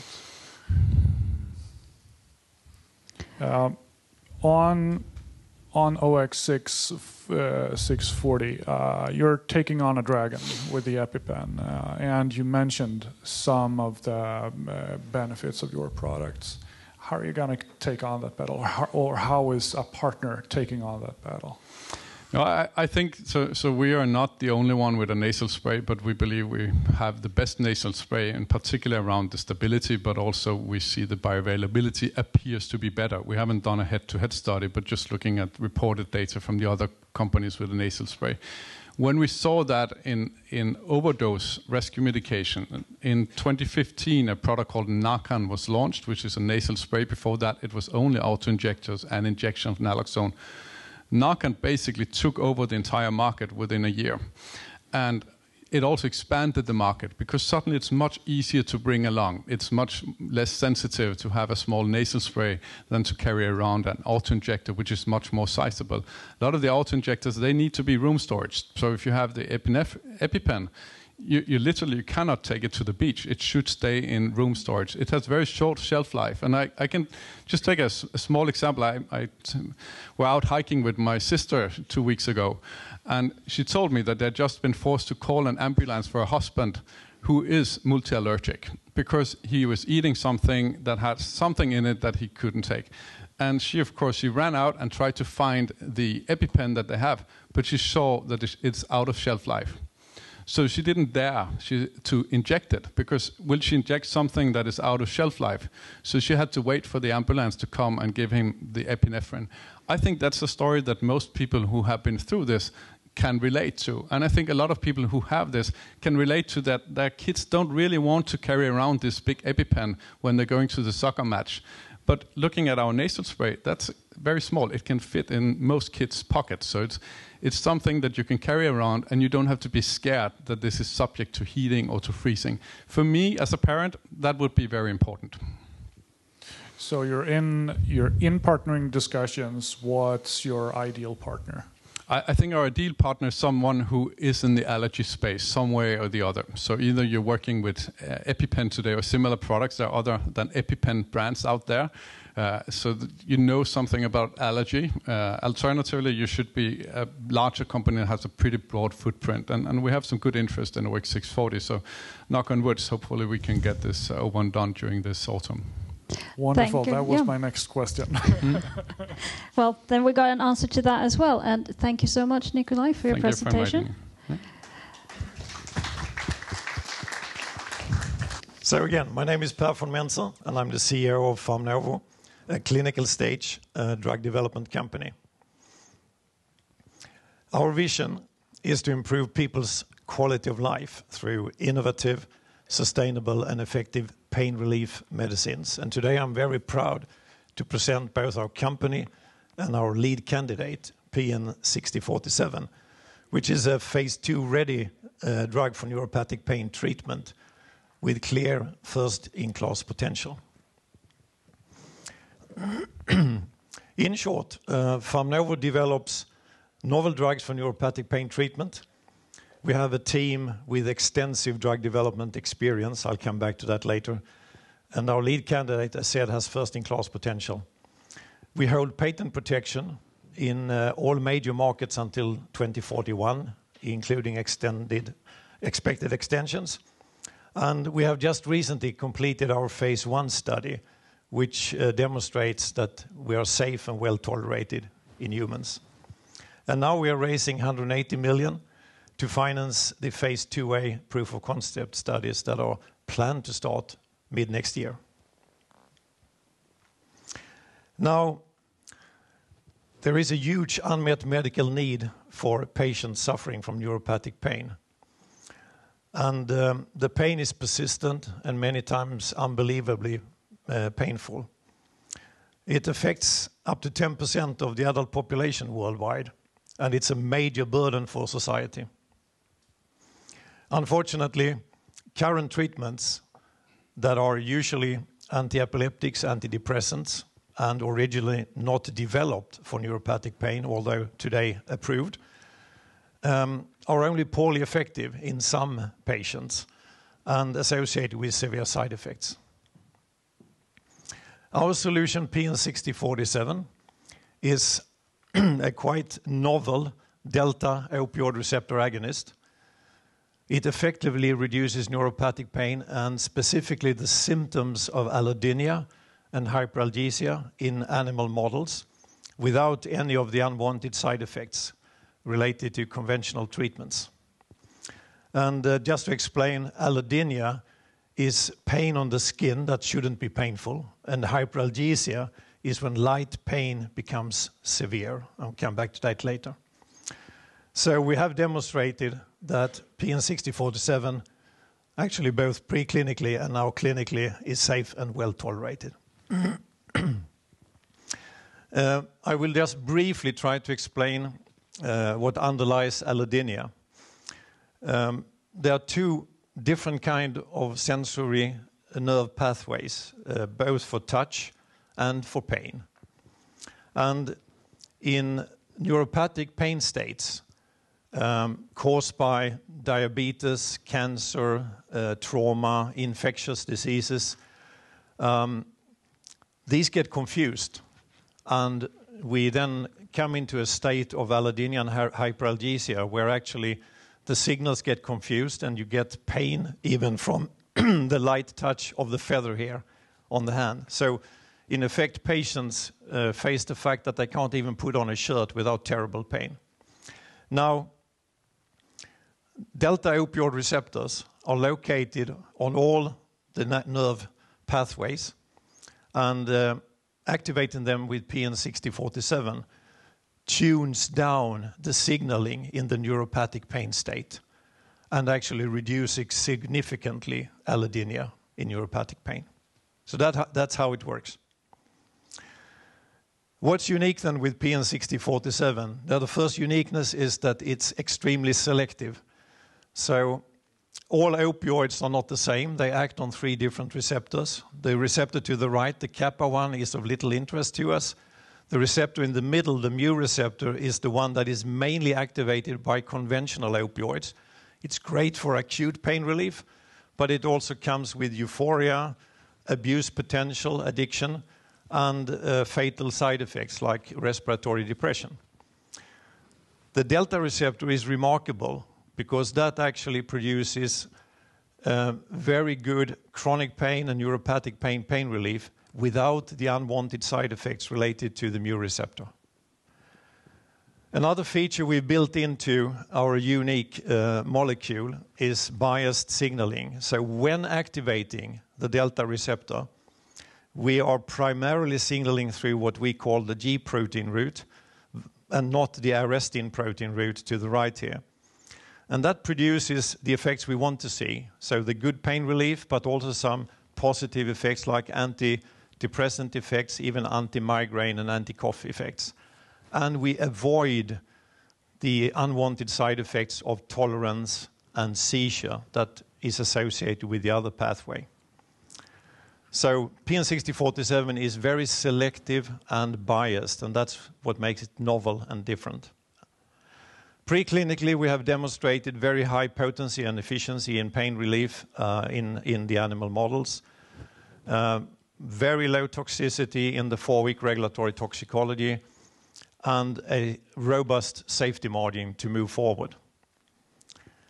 And now let's come to the clinical development. We just recently completed our phase 1, which was a relatively large study including 112 subjects across 14 cohorts. And we have seen no serious adverse events in the reports. It's just unblinded 1 or 2 weeks ago. And therefore we can conclude that it's safe and well tolerated. In the final MAD cohort, the MAD 4, we dosed 240 milligram 3 times daily for 5 days. And we can conclude that at the exposure levels achieved at trough and at steady state at the end of this MAD 4, we achieved an exposure level of 157 nanomolar, and that's maybe too technical, but we have to put that in relation to when we have seen maximum efficacy in animal models, and we saw that at the other line below at 50 nanomolar. So already when we look at the total exposure, not even the free fraction, we have a very good belief that we now have reached an exposure level that is predicted to be efficacious in humans and moving forward. So that's what I just said. The conclusion is that we're basically phase 2 ready. The strategy ahead is to initiate a proof of concept study in neuropathic pain for patients with mechanical allodynia, starting mid next year. But preclinical studies also show that we have potential in many other indications. And so second indications will be chronic cough, which is actually hyperalgesia in the lungs, and opioid withdrawal syndrome. They have been selected based on the preclinical studies, and they will be activated when funding is available. To maximize the probability of success, we will enrich the study by recruiting patients that have neuropathic pain and the symptom of allodynia. It's a classic crossover trial. We will seek to have 40 evaluable patients and treating them in a duration of 20 days. So again, we are ready to move forward. PN6047 is safe and well tolerated. It's validated by a lot of clinical key opinion leaders. Our study design and synopsis is ready, and we have selected even the CRO, Worldwide Clinical Trials.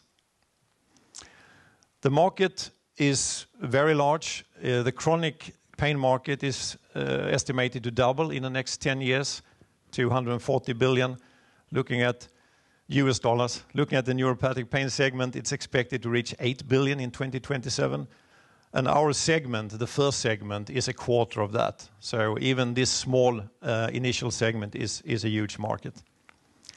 We have intellectual property rights until 2041 in all major markets, as I said initially.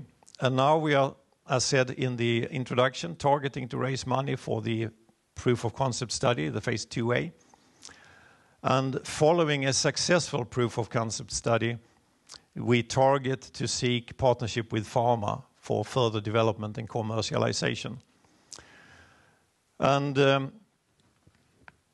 a potential deal could actually go all the way up to over 5 billion SEK. We have a lot of recent deals made by Pfizer, Eli Lilly, and several other companies in the last couple of years, ranging from 5 to 10 billion, both for phase 1 and phase 2 projects, actually.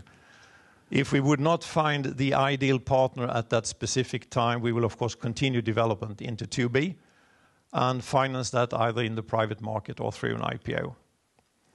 The team to make it happen is very experienced in drug development. All the people in lead positions have 20 to 30 years experience from drug development in pharma companies. And that means that we believe that this is a great investment opportunity. We target the major unmet medical need. We have first-in-class potential. We are phase 2 ready. And as I said, the team is there to do it, to make it happen. Is your question ready now as well? Yes. Yes. Does anyone have any questions for Per? Then I wanted to start by asking, you said that you had key opinion leaders backing your study. What do they say to you when you talk to these calls? Yeah, we have a series of key opinion leaders. One is Andrew Rice in the UK. He's worked with us for 5-6 years. And first of all, of course, they validate the huge unmet medical need. But then they certainly back the mechanism we are working on. And we've also worked for many years with the University of Bristol and Eamon Kelly, who is, I would say, the world leader in biased agonism.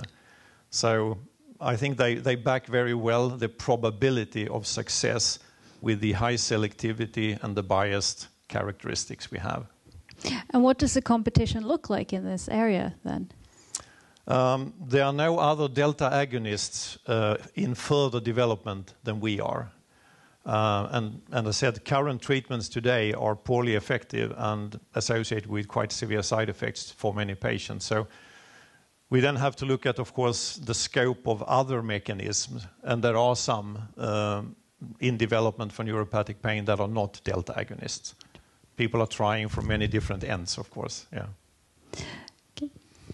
I was thinking about the financial situation. You're looking for money, and the market is what it is, and I guess that builds into the strategy that you've chosen. But I have to ask, why stop at phase 2A? That's kind of uncommon.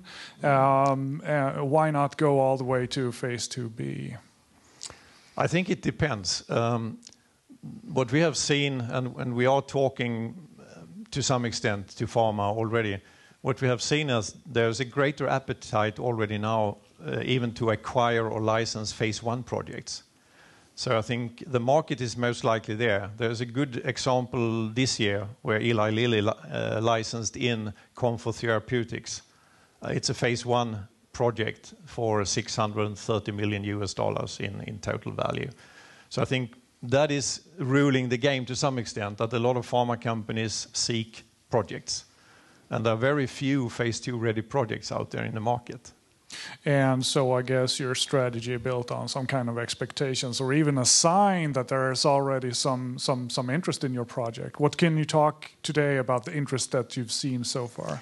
There is no clear things that we can talk about in that sense. We will actually start to activate pharma discussions next year. Right now we are focusing on the completion of the phase 1, moving ahead for the CTA for phase 2A, and the financing, which is of course also, as always, a challenge. I think we have a question here from this lady.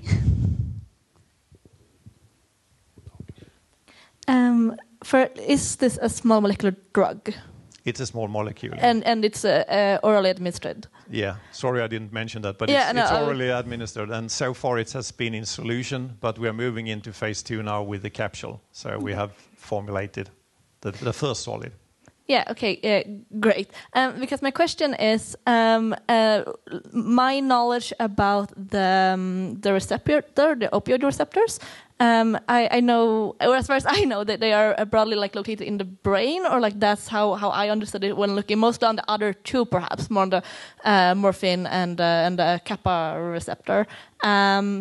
But in your beautiful slide, it looked like it was located on the neurons in the periphery, in the body. Where is the receptor located, broadly, that it is interacting with? The delta receptors are actually located all through your body, so peripherally, in the spine, in the brain. Okay. And the early studies we made, we seem to have only a few % brain penetration. Because that was my question. And our action is really targeting the peripheral. Okay, thank you. Yeah. Good question, thanks. I think that will be our last question for this session, and what a good question to end on. Welcome back from lunch, everyone. Let's start this third session off with BrainCool and CEO Martin Vallée. Thank you. So, I'm going to present BrainCool. We are a medical device company from Lund, focusing on our purpose is saving brain, preserving life. We're a medical cooling company that has developed a number of technologies for intensive care medicine and stroke. In short, we have developed and brought to market 3 medical devices. BrainCool system, which cools patients in the ICU, mainly in 2 areas, sudden cardiac arrest and treatment of neurological fever. We have proof of concept. This is CE marked in the EU, and we got 3 510K approvals in the US. Launched the first product end of 2019, revenues of 5, 10, 20 million, 20 to 22, and have now signed an agreement with Sol Medical with initial orders of way over 100 million. That's going to be rolled out from Q2 2024. And even before that, we have joined a number of orders, in particular for the US market. Our second device, RhinoShield, also cools intensive care patients, but it's a smaller, portable device that you can kick in and start cooling, for example, at the scene of the cardiac arrest, stroke in a very early phase. We use the device in ambulance, helicopters, and in hospital from the ER until the ICU. Furthermore, we developed a medical device coral system which prevents oral mucositis, serious side effect, cancer treatment. This device is already approved in the US. We got a breakthrough device designation, and we hope to get automatic reimbursement for this device, hopefully within the next couple of months. Our first device to the market, which is our revenues now, is the BrainCool system, which we developed having a predicate device. So there hasn't been any clinical trials required to bring this device to the market and start commercializing it. However, 2 clinical trials will be presented, published very soon, with cardiac arrest, one of them, and treatment of neurological fever, which are already submitted for publication. In our other areas, we work with our early cooling devices within stroke. We have clinical trials that's completely funded by EU with the aim to bring forward a new therapy for stroke patients with aimed launch 2025. We also have a clinical trial program with Karolinska Institute in the cardiac arrest. Same aim, cooling with RhinoShield, very early phase, BrainCool system at the ICU, where we hope that will be launched 2027 and be established on a much higher price scale than the BrainCool system today. So in short, the BrainCool Iconovo system, which is our bread and butter today, we have a very good business model, razor blade model, strong patent protection. We launched the product successfully on our own and now signed a partnership with Sol. And our ambition is to have sales over 100 million 2025, and that this product unit should be profitable. This market, treatment of cooling in the ICU, is a non-reimbursable market, but it's an accepted growing market of 5-6 billion Swedish crowns per year. We are in the high growth position. RhinoShield technology, which I presented, which is the portable, will be branded within 2 areas. One within stroke, NeverShield, where we have a program with the EU to bring a new technology forward, combined thrombectomy with early cooling, which is funded by the EU, where we hope to have the final clinical results end of 2024 and launch this concept 25. We also have the same technology that is assessed in clinical trials with Karolinska Institute, the cardiac arrest trials that will be done by the end of 2026. With these products, we aim to obtain strong reimbursement and get a completely different price point, and which will lead to a much higher degree of implementation of these products. Our last therapy is this coral system within oncology, breakthrough device designation. We got it approved in the US, and we're working now to get obtain reimbursement before we launch this product. In short, the BrainCool system, bread and butter, cooling unit connected to single-use pads, so every patient treated generate recurrent revenues. I mean, we have proof of concept because we launched the product and delivered sales. And of course, having an agreement with Sol Medical, a big, large established player, proves that this technology is more than validated. Long term, as I mentioned, cooling today is in the ICU, but the next paradigm shift will be the technology that could cool patients as quickly as possible, because everything indicates that you have to cool as quickly as possible, but there hasn't been a technology available. So in short, BrainCool have had a sales breakthrough, more than 20 million, around 20 million 2022, ambition more than 100 2025. End of May, we signed a partnership with Sol Medical with upfront orders of more than 100 million. That's been rolled out from April 2024. During the summer, we enjoyed a number of orders already this year. So this is BrainCool in short. I even have more time. Yes, you do actually have more. Okay, but then I actually will take it.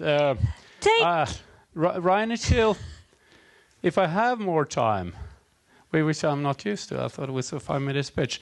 Rhinocil technology then is a portable cooling unit which cool for a shorter time period. There is no early cooling available today. We assess this device in more than 1,000 patients, and we're now going to bring this to market through a stroke trial, combined thrombectomy, that's completely funded by the European Union, where we already now have strong clinical results. The reason why you cool early, it should cool early, is because the effect is much quicker in the early phase, because there's two reasons. You get loss of oxygen to the brain when you get a cardiac arrest or stroke, and there's something called reperfusion injuries, and that happens in the very early phase. So the effect of cooling diminishes hour by hour, and today's market standard of care starts at the ICU, even the BrainCool system, but we think we could change this dramatically by developing these clinical results. I just mentioned what we've done before with BrainCool system in the cardiac arrest. This is sub-study analysis of a previous clinical trials done in VF patients, which is a patient groups with the highest likelihood of surviving cardiac arrest.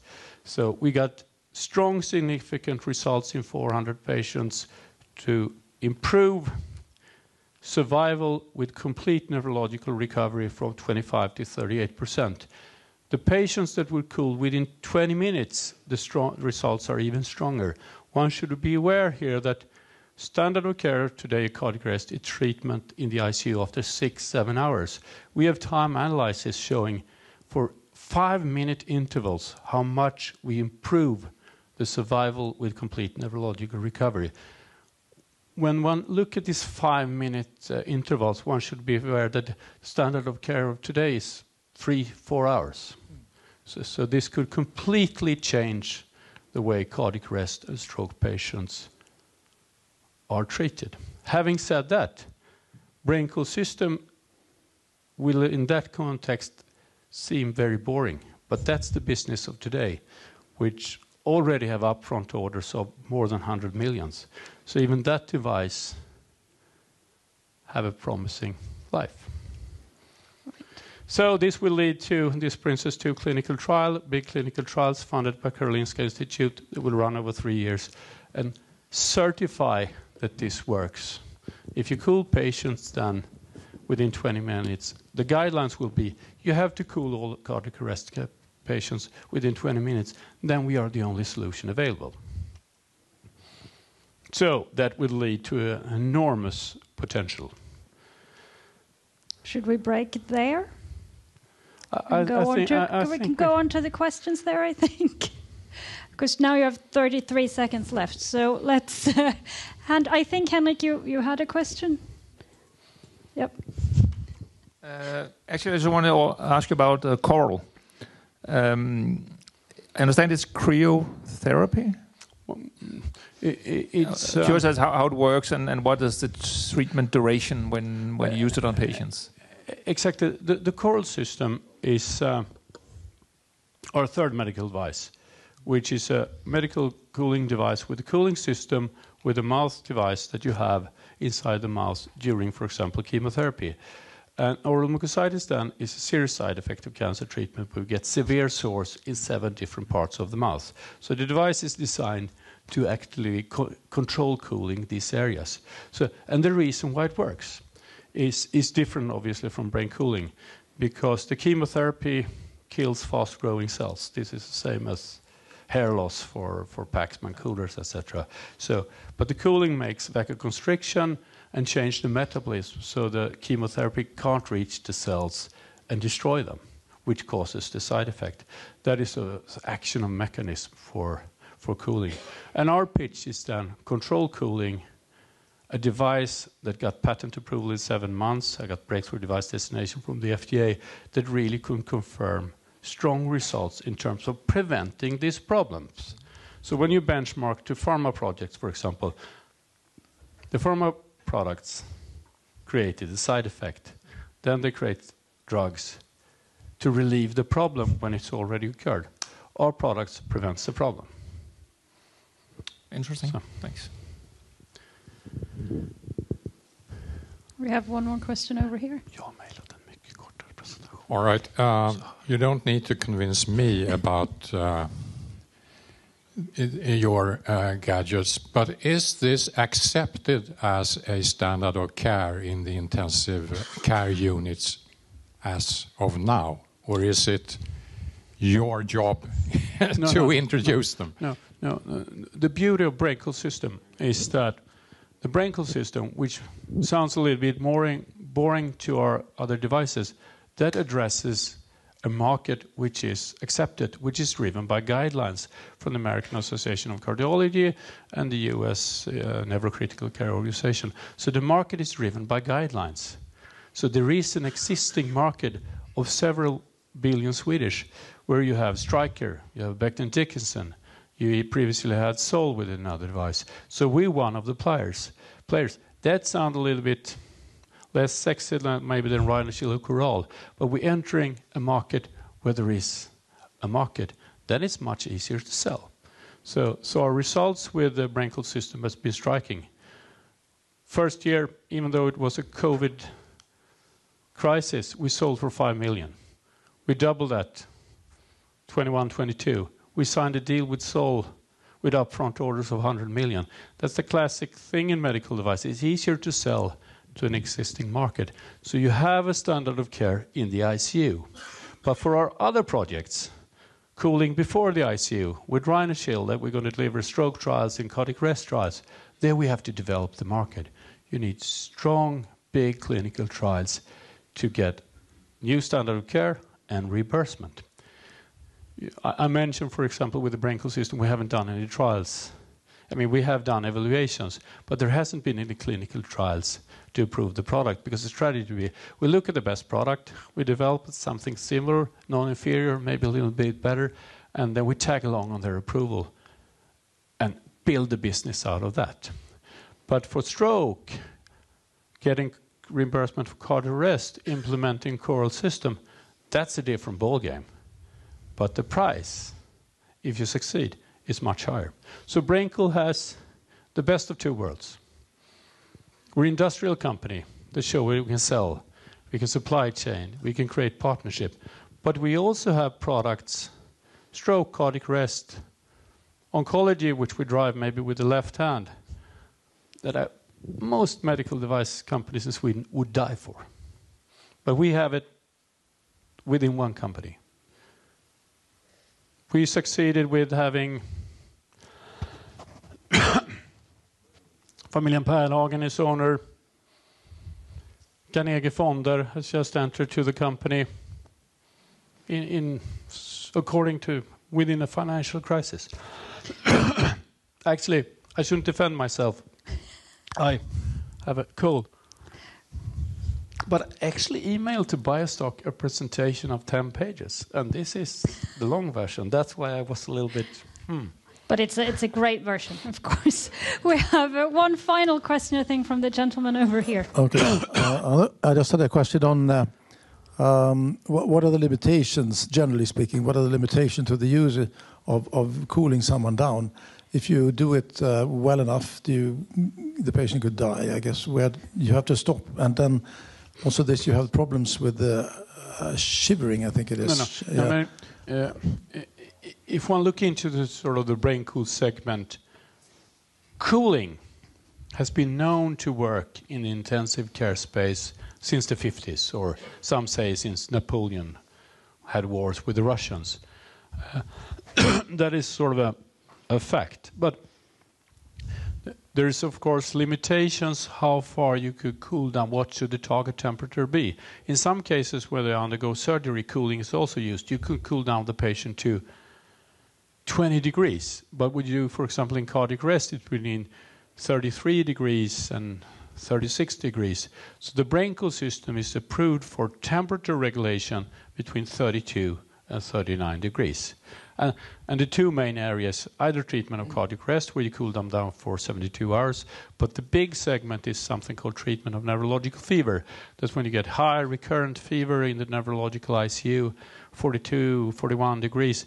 Then the system works to get it down to 37. And then when it breaks out, you get it down again, and you try to control the temperature. So there is no serious side effects of these devices. This is class 2B devices. So it's not a class 3. Class 2B. So the side effect is pneumonia. That's non-invasive, I guess. Exactly. Just a follow-up short question. I read about a woman, a Swedish physician.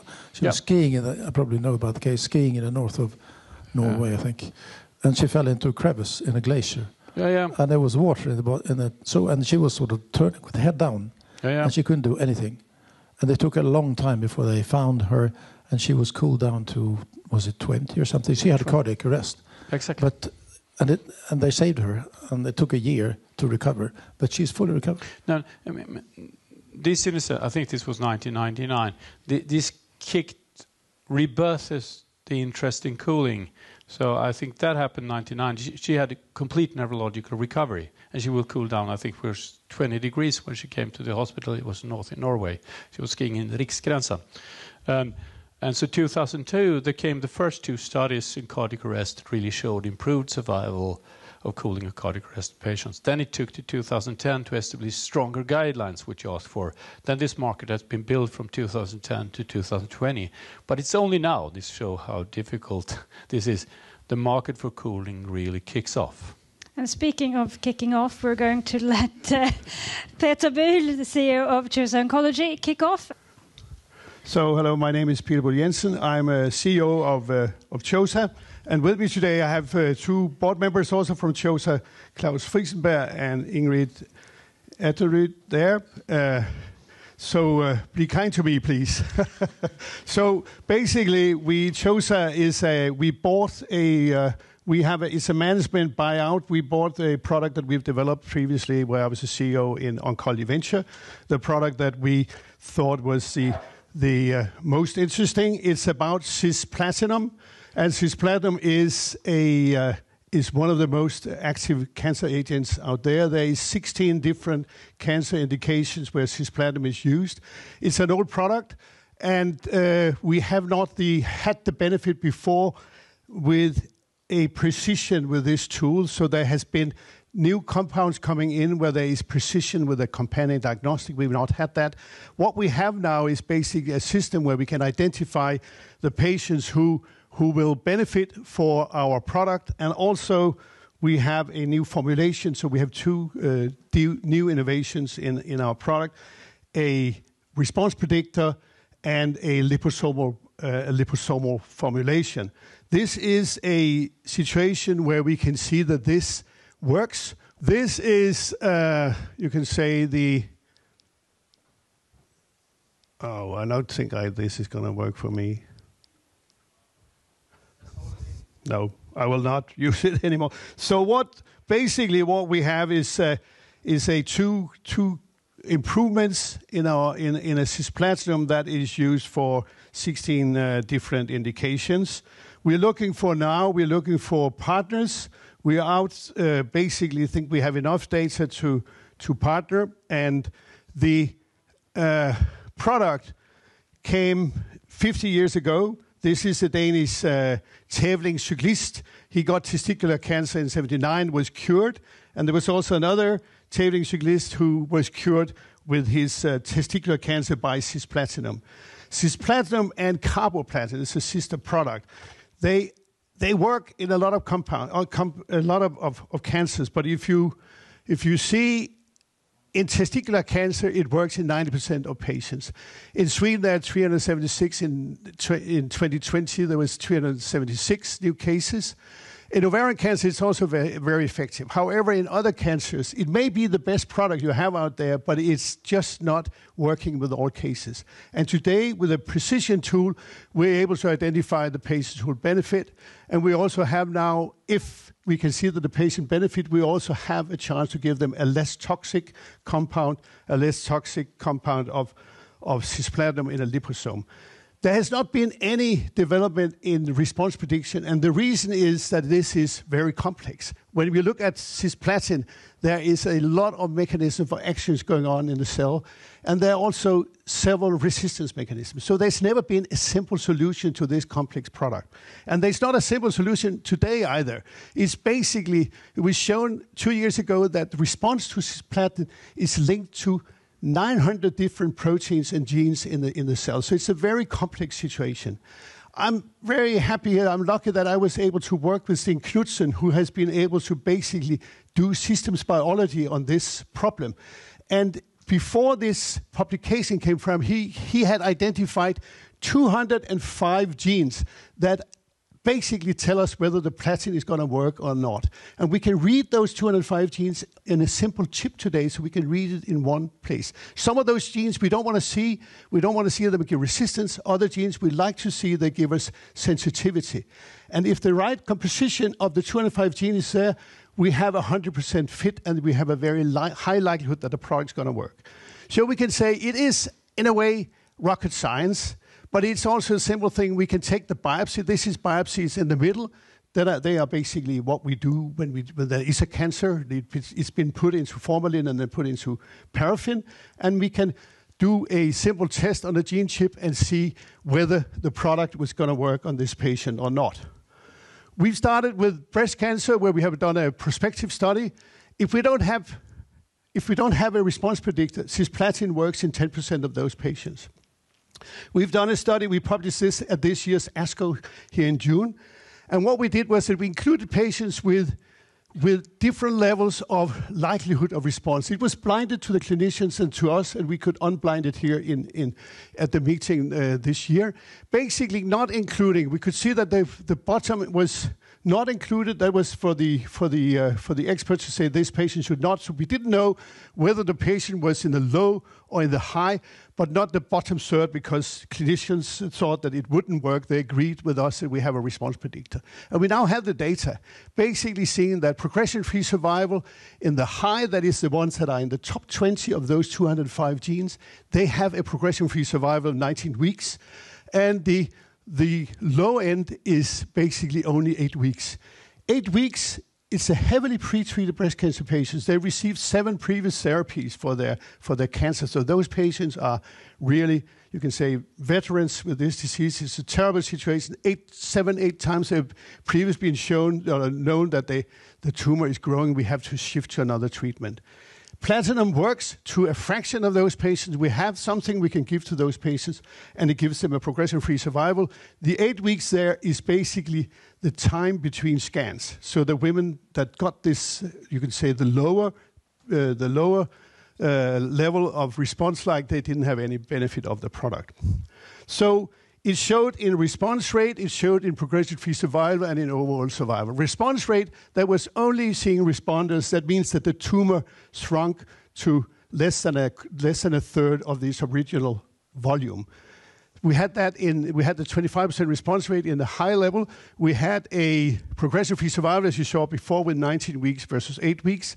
And also overall survival, the patient survived longer also. There was a tendency, it's not statistically significant, but there's a tendency that these 11 weeks we gained in progression-free survival also gave them the extra survival time.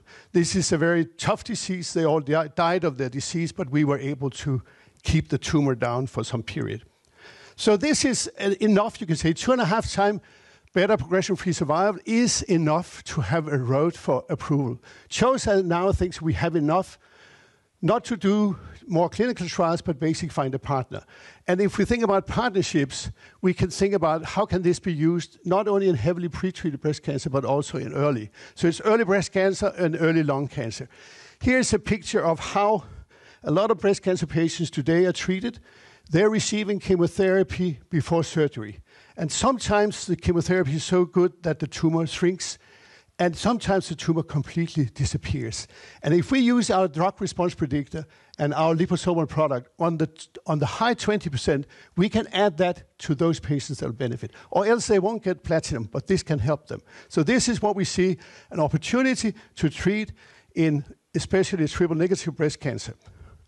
The other thing is that we've shown in lung cancer, here we've shown that when we look at the cisplatin predictor, we can identify the patients that survive better than the ones that are not sensitive to platinum. So if you have a DRP score of 90, there is a 90% 3-year survival after surgery. Those patients all went to surgery for their lung cancer. They received platinum afterwards.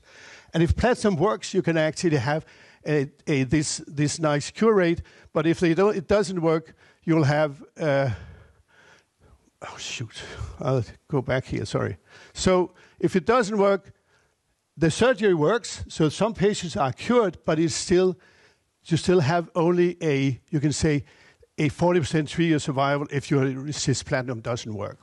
So what does it mean today? Yes, today it's basically this year's ASCO, we saw great developments with platinum in combination with the immunotherapies. Immunotherapies is some of the products that have taken the world by storm. They have really changed some of the therapies, so some people now survive because of the immune system. We can use the patient's immune system to basically kill the tumor cell. But in large cancers, as lung cancer, bladder cancer, and head and neck cancer, the trick is to give it together with cisplatin. So we have a response predictor for cisplatin. We have no response predictor out there for the PD-1s. And that means that we can basically now see ourselves coming in a situation where we can help the lung cancer patients, we can increase the response rate, and we can avoid treating the patients that don't have benefit for platinum. So we see a view where we see Chosa can come into all those PD-1, PD-L1 developers, and we can see that we are armed with our synergy-focused companion diagnostic. We can basically take half of the patients out and not give them cisplatin, but the other half is where you're getting the best ever response rates. There are 17 companies out there developing PD-L1 products.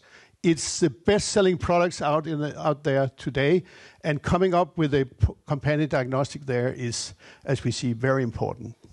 So one last thing is that together with there's a publication here that says that there's actually more synergy when it's added together with a liposomal product, a nanoparticle cisplatin, which is what we have. So this is what we're looking for. Partners, we're ready to partners. That was ironically going to be my first question, actually. What kind of... I'm holding your applause until we're done with the Q&A now. What kind of partner are you looking for? So we're looking... Basically, you can say we're looking for partners that are in the PD-1, PD-L1 market. This Keytruda is one of the PD-1 products. It's the best-selling drug overall this year. It's not only in cancer, it's the best globally selling product. Opdivo is number 5 or 6 of the best-selling products. These are the sort of the really important future products. We are looking for partners in this market. There is now, of course, a lot of people trying to you can say come in there, and there are also sort of 11 developers. And what we can aim for is a partnership where our response prediction will give their PD-1 the extra lift, so they will have the best results with their PD-1. So we think we have a good position there. We have also liposomal product. There are companies been interested in that. There are companies been interested in precision medicine. And then, of course, if platinum as such, if there are companies interested in that. So you have already seen interest in... We have started, and we've started, you can say, digital marketing together with Edison. And what we've seen is a very nice we have seen 12,000 engaged users with repeat views. This is sort of the global view. And we also have seen, you could say, the investors, sort of the ones that are sort of looking into the opportunities. There has been a very nice interest in that, and we have started our BD activities. So we know there's an interest in liposomal products. This is Ipsen, who made a deal in 2017 with Merrimack, and a year ago they were able to demonstrate that this was the best product ever in pancreatic cancer. They paid $1 billion for it in 2017. Were there any questions from the audience? No? Kim? Yeah, I had a question. What kind of a deal do you see? Do you see the concept as a whole, or would it be rather a deal that focuses on the DRP, or what ideally and what's like? That's a good question. Basically, the DRP works with cisplatin, with carboplatin, and with the liposomal. So you could say we can do a deal on the DRP, on the response prediction. We can do a deal on the liposome. But we see the combination of a companion diagnostic and the liposome is also a very strong product to aim for. And with regards to the response prediction, how viable is that for other platins or even other treatments? The genes you're looking at, is it possible to develop it further? No, I don't think. I think we have 205 genes. We can see, as you saw, the top 20 of the breast cancer patients were the ones that benefited. In the lung cancer, we can exactly see it. I don't see any use for improvements. We would like to say that this is, you can say, does it work beyond cisplatin and carboplatin? Probably not. It's a drug-specific signal that we're looking at. Oxaliplatin is another product. I don't think we can predict that. Thank you. Yeah, I think with that, we will move on to the next presentation. Okay. Thank you so much, Peter. And CEO Carl Magnus Högerkorp. Welcome, Carl Magnus. Thank you. Thank you. Let's see. So happy to be here to present Cyxone. Cyxone is listed on Nasdaq First North. We are developing drugs in autoimmune space and with ambition of getting drugs to the market that have transformative characteristics to the patients. Lately, we have communicated a change in strategy for our lead project, Rebeximod, which is indicated for rheumatoid arthritis. And I just wanted to elaborate a little bit more on that. So the reason for this strategic change has been driven very much by the changes in the treatment landscape for rheumatoid arthritis. In 2022, we saw that the JAK inhibitors received regulatory restrictions in the indication of rheumatoid arthritis. In the US, these drugs are no longer prescribed to patients over 50 years of age. What we have also seen is that the TNF-alpha inhibitors have gone off patent, and they're now meeting a strong competition for biosimilars. This year, 9 biosimilars to Humira, which was last year's biggest selling drug, were launched on the market in the US. What we see as a consequence of this is that we will have a lack of treatment options for patients that have lack of response to TNF-alpha inhibitors. This is where we are now putting our focus with Rebeximod. So it's very much driven from a commercial perspective. What we know today is that we have a drug project that has been tested quite widely in 2 phase 2 studies. We have collected safety data from almost 300 patients. So we are very confident with the safety profile of rebexamod. We have demonstrated relevant clinical effect in 225 patients, phase 2A study in patients with severe rheumatoid arthritis.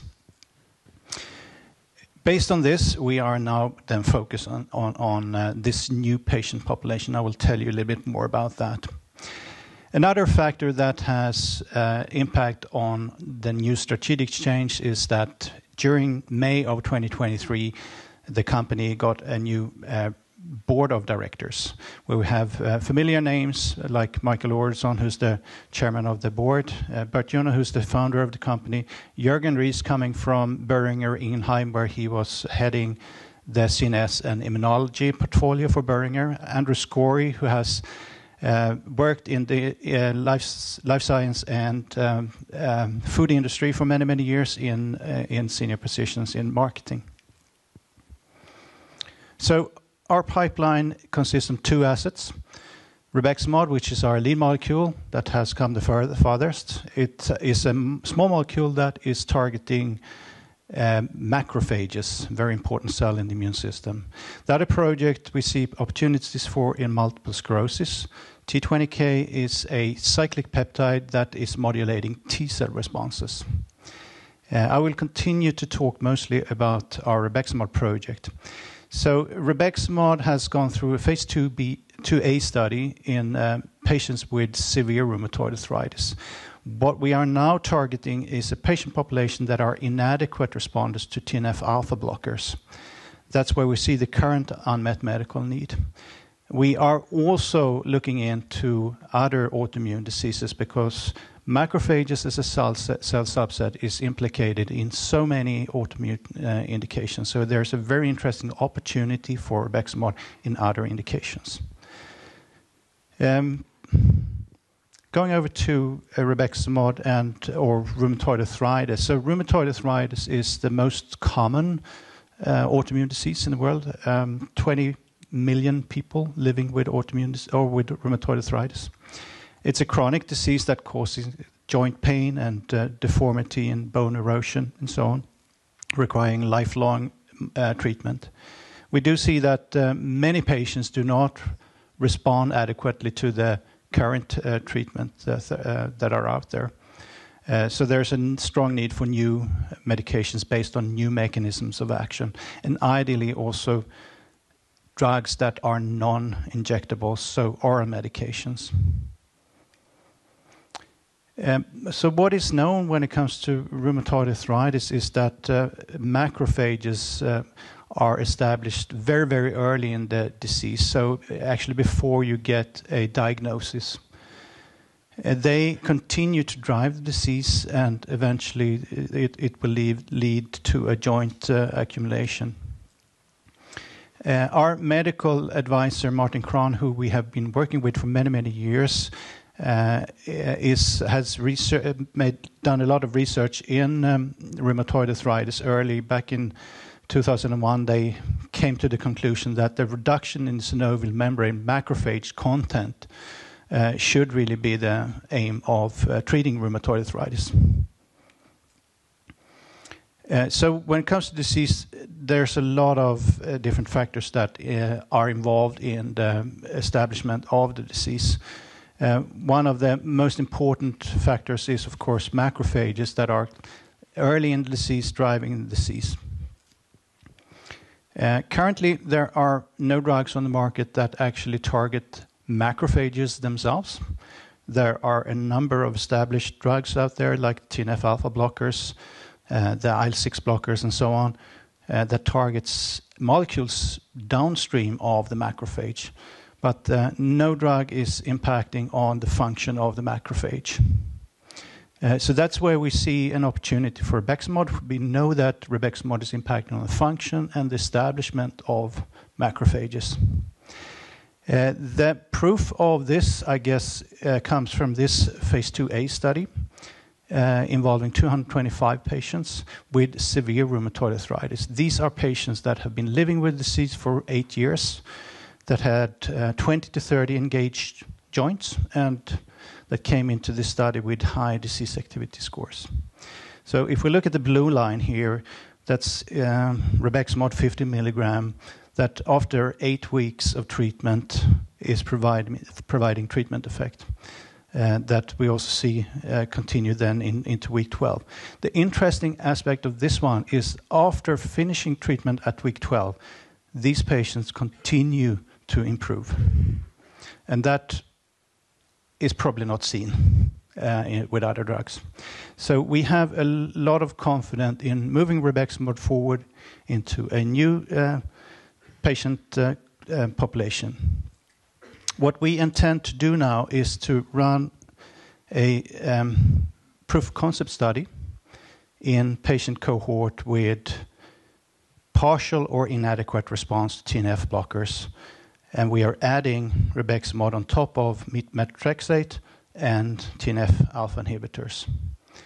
That's a population which has a high unmet medical need today because there are really no treatment options for these patients. Looking at the business case, as mentioned, we are targeting this population that supersedes the Betrex and TNF alpha inhibitors, where we see a high degree of unmet medical need. Up to 50% fail to maintain low disease activity. Market, Humira has been mentioned. It last year was the biggest selling drug, selling for $20 billion US. It's indicated in 16 different autoimmune indications. So there is a well-established market that we can enter, but we will enter working with the industry, not against the industry. So trying to position Rebexmod in line with the needs following TNF blockers. Again, the market is big, $29 billion in 2027. And of course, going to market, there will be pretty good business. One other factor that has implicated on a strategic change is the granting of a new patent for a new salt form of Rebexmod. This will give us another patent lifetime until 2042. So very, very important for us in our value building process. So just to finish off, we are targeting central disease drivers with a new mechanism of action. We have documented efficacy in difficult to treat or patients that have high degree of disease. We have a convenient non-injectable oral formulation. And we are getting into a well-established and sustainable global market where there are favorable partnership opportunities. And lastly, we have a very strong value-building patent strategy. Thank you so much, Carl Magnus. Are there any questions for Carl Magnus? I will start then. You mentioned here, obviously, the new strategy driven by a change in the market, but also this new patent that you got. What kind of doors does this patent open for you? Well, first and foremost, we have another 20 years of patent lifetime that gives us a lot more freedom to explore new avenues with Rebexmod, moving into other related indications. But again, you know, we feel that we can actually commit some time in exploring this new patient population and build evidence in that population before we commit to larger, more expensive clinical trials. You mentioned the new board as well. How important have they been in this change of strategy? They have been very instrumental. They come into this with all their experience from the industry, of course. Like someone like Jürgen Ries, for instance, he's been part of Boehringer for a long time. He's been shaping their immunology portfolio, have launched a number of drugs on the market. You know, coming into this, reflecting on how we could work with this has been incredibly valuable.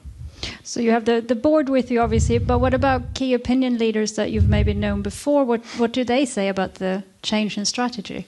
Yeah, so the key opinion leaders have also been very important in this process. We have reached out to quite a number of them, both in the US and in Europe, in order to get their insights on where is the unmet medical need. And there's strong agreement from them that this patient population that we're now targeting is highly relevant because they don't really have any relevant treatment alternatives for these patients. Thank you for an interesting presentation, and I think the strategy is very good. But I'm also curious about this new segment. I mean, it's not like completely empty. I mean, you have on the market today, you have the JAK inhibitors, and you also have many products under development which will fill this space in the future. How do you see your positioning compared to those drugs? Yeah, so when it comes to JAK inhibitors, there's of course a lot of development still in the JAK inhibitor space. But FDA have issued a class-wide black box warnings on the JAK inhibitors in the US. So they will no longer be the drugs to go for in the US market. And also EMA has issued a recommendation for the JAK inhibitors due to the safety concerns with that drug class. Other than that, if you are a TNF-alpha inadequate responder, the only other option is to really shift over to another biologics like tocilizumab, IL-6 blocker, or rituximab.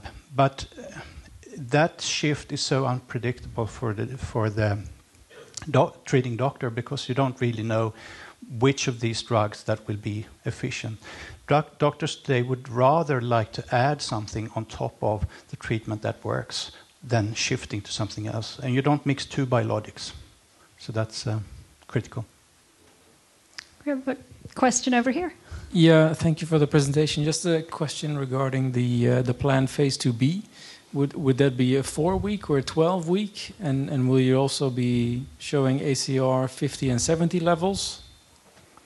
So the planned study that we intend to do is not a formalized phase 2B study as such. So it will not be a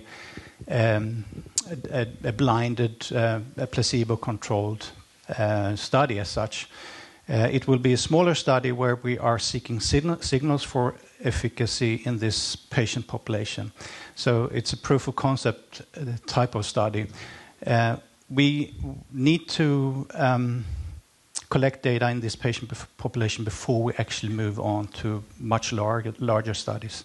But we are, of course, looking for the ACRs and the DAS28s and all those very important clinical scores that you need to have. But we also intend to look for biomarkers and other very important parameters to see signal. And follow up on that, financially, what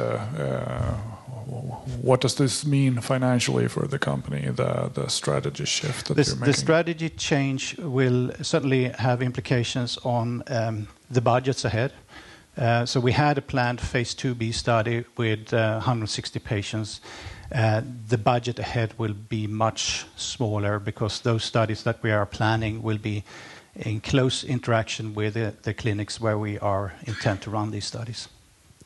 Thank you. Thank you very much, Carl Magnus. And here to finish this session, we have AdjuTec Pharma and CEO Björn Klemm. Welcome, Björn. Thank you so much for coming to Stockholm. I'm Björn Klemm, CEO of AdjuTec Pharma, spin-out from University of Oslo. And the topic today is, as you can see, antibiotic resistance. This has been, everybody knows about it, everybody has heard about it, but it's called a silent pandemic because it's getting the shadow of the more famous other pandemic. But I think in the Nordics we had an experience from war victims in certain parts of Europe that really scared us. We see that in our part of the world, this is also a serious problem. And we need to do something about it. It takes 15 years to develop new drugs to combat this situation. And that's what we're trying to do. So what is AdjuTec going to do about this problem? Bacteria defend themselves by producing enzymes that destroy antibiotics. One way of dealing with it is to add products that take out these enzymes, making antibiotics work again. And that's exactly what we're doing. So it's a combination drug. You take a generic drug on the market, typically a broad-spectrum carbapenem, and you add these enzyme inhibitors, and you have a pretty good solution. And I'll show you how it looks like. First, I'll just mention that there are two types of enzyme families, serine beta-lactamases and metallo-beta-lactamases. So the most prevalent SBLs are in the US are sort of dealt with. There were a lot of funding being poured into that area, and there are drugs on the market for a few years that will take care of this. However, the metallo-beta-lactamases, those enzymes have been neglected. They originate from Asia, but are not now today all over the globe, particularly also in Southeast Europe, as well as Asia, but also spreading heavily into the US market. There is a great attraction for these products. This technology is well known. It's known that it works. Big pharma companies has reduced their investments in R&D development, so they're looking for projects like the ones we are doing. And there are some great attraction to this. Both Pfizer and Shionogi recently bought and acquired companies working with very similar technologies in this area. They need to protect their assets, and they see resistance building up towards their drugs. And also, I think it's quite nice to them to have also patent extension to their products in the market. So there's a great attractiveness to such technology. Now look at this. You can always kill a bug, even a multi-resistant bug, with large doses of meropenem or any antibiotic. But here, like 500 milligrams per ml, it would cause so much toxicity in the patient that patient probably would die too. So you just can't use it. You have to be below, in this case, 8 microgram per ml. So what you do, you combine it with APC-148, which is our lead product. And you can see suddenly this bacteria is sensitive to a dose of meropenem of 2 microgram per ml. Voila, you're there. This drug can be used again. We have also combined with other antibiotics. And these are two products on the market. The ceftazidime avibactam is the leading Pfizer product. And typically, you can see some of these bacteria, they produce both MBL and SBL enzymes, which is quite critical. None of the products on the market will actually take out these bacteria.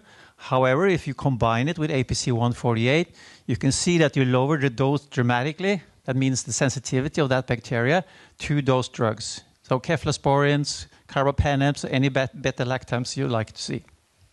So this is very promising results because we know it works. We are in the preclinical stage, but we only need to show that it works in the lab with these bacteria.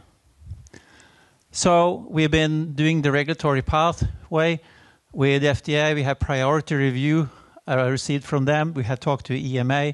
We went to MPA in Uppsala in June and planned for a phase 1 that to be performed in Uppsala as well. And this is our timeline. At the moment, we need to fund that phase 1 study. It's a large program of about 150 healthy volunteers. It will cost us about $20 million US. And we see that in the present capital market, that might be hard to achieve today. So, but we need a small part, let's say $5 million now to get started on the journey. Typically, these are products. These are combination products with SBL inhibitors. And this is typically what they sell for. This is a forecast. And we believe that it's a pretty good benchmark. It's a conservative one because we are going to do better than this. So, but you can see the predicted revenues here. You also have competitors in this space. However, as I mentioned, Big Pharma has reduced their investments, so you'll find 80% of these projects within academia and biotechs. And you will also see that only very few of them are dealing with these MBL enzymes. So we have a small and lean team with a lot of competence between the four of us, except for our PhD student. We have been doing global clinical trials worldwide in international pharma and Norwegian biotechs. We cover IP, preclinical, clinical, regulatory very well. but we do have some gaps, and we are filling them in very nicely with this fantastic advisory team.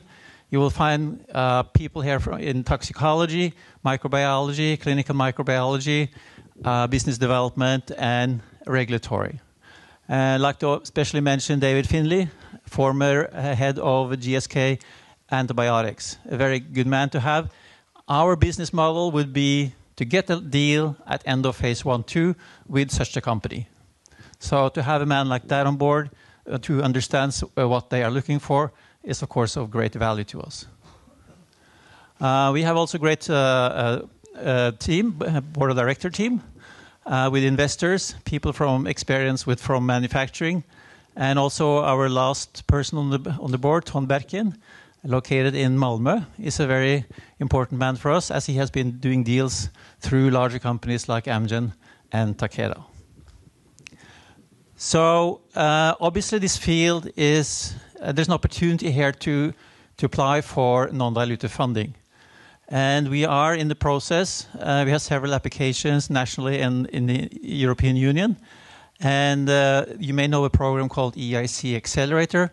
There is a grant there with the 2.5 million euro and equity of up to 15 million euro. We had a very positive first stage 1 evaluation, as you can see, and we have great belief that this will be successful by the end of the year.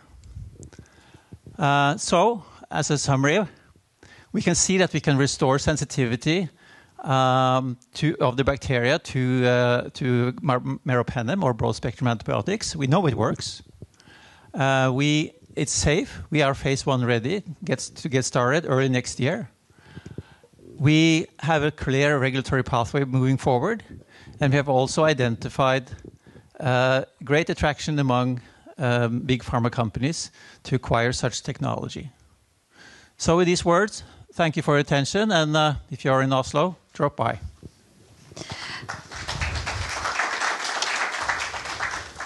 Thank you so much, Björn. Like you said, this is a very hot topic at the moment. So a natural question is, how much interest have you seen in your technology already? We are in discussion with several of these companies and investors already. And as you all know, they would like to follow the project for a while before any deal is being made. So we're quite hopeful that, as I mentioned, at the end of phase 1-2, we will have a good or a fair chance of reaching such a deal.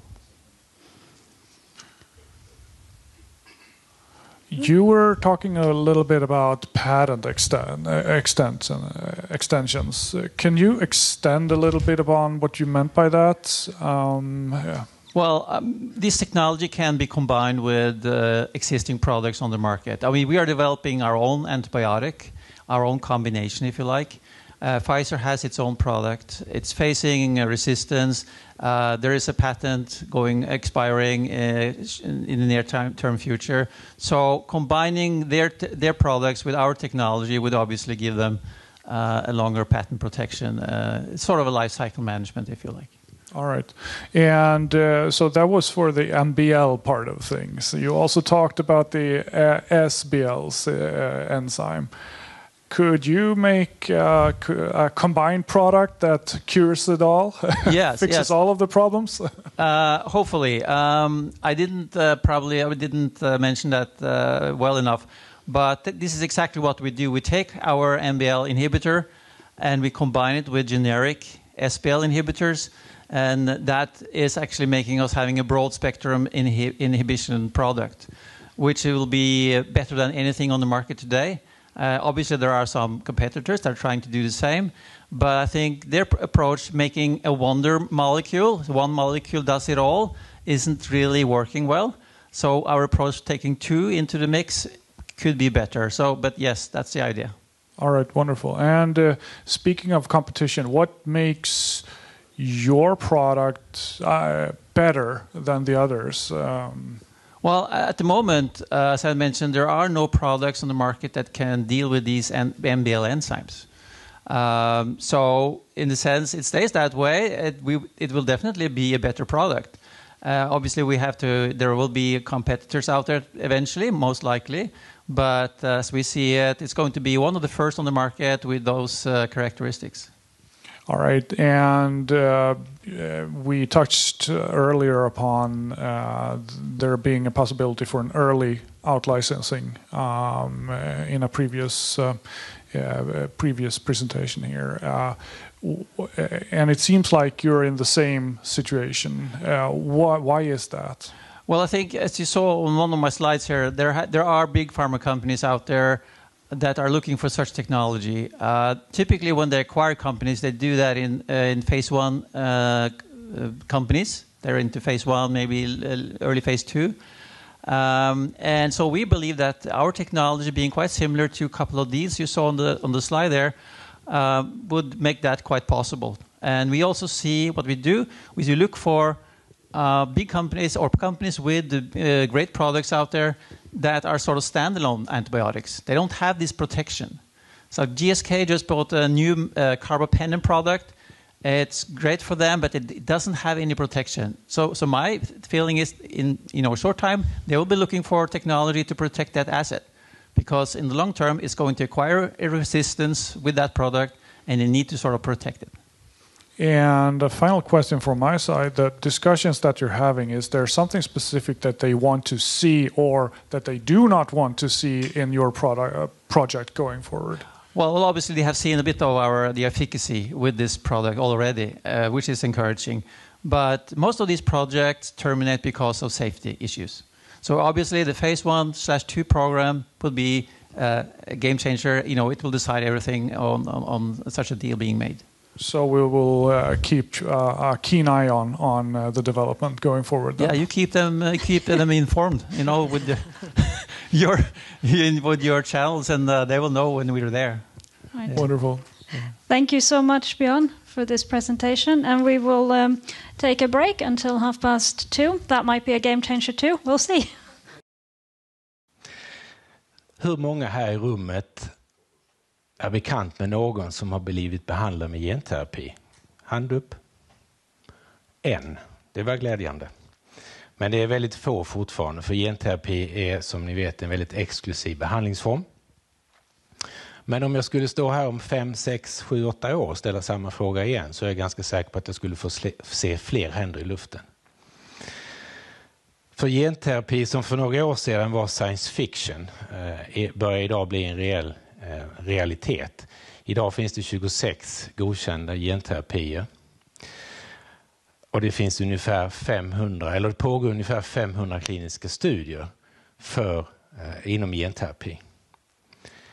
Så längre fram i tiden så kommer vi garanterat se genterapi som ett behandlingsmodus.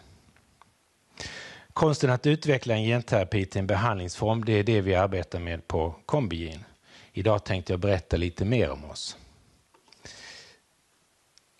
Jag heter Peter Ekolind och sedan 3 veckor tillbaka är jag vd på CombiGene. Det här är vår vision. Eftersom vi är listade på First North så har vi disclaimern här.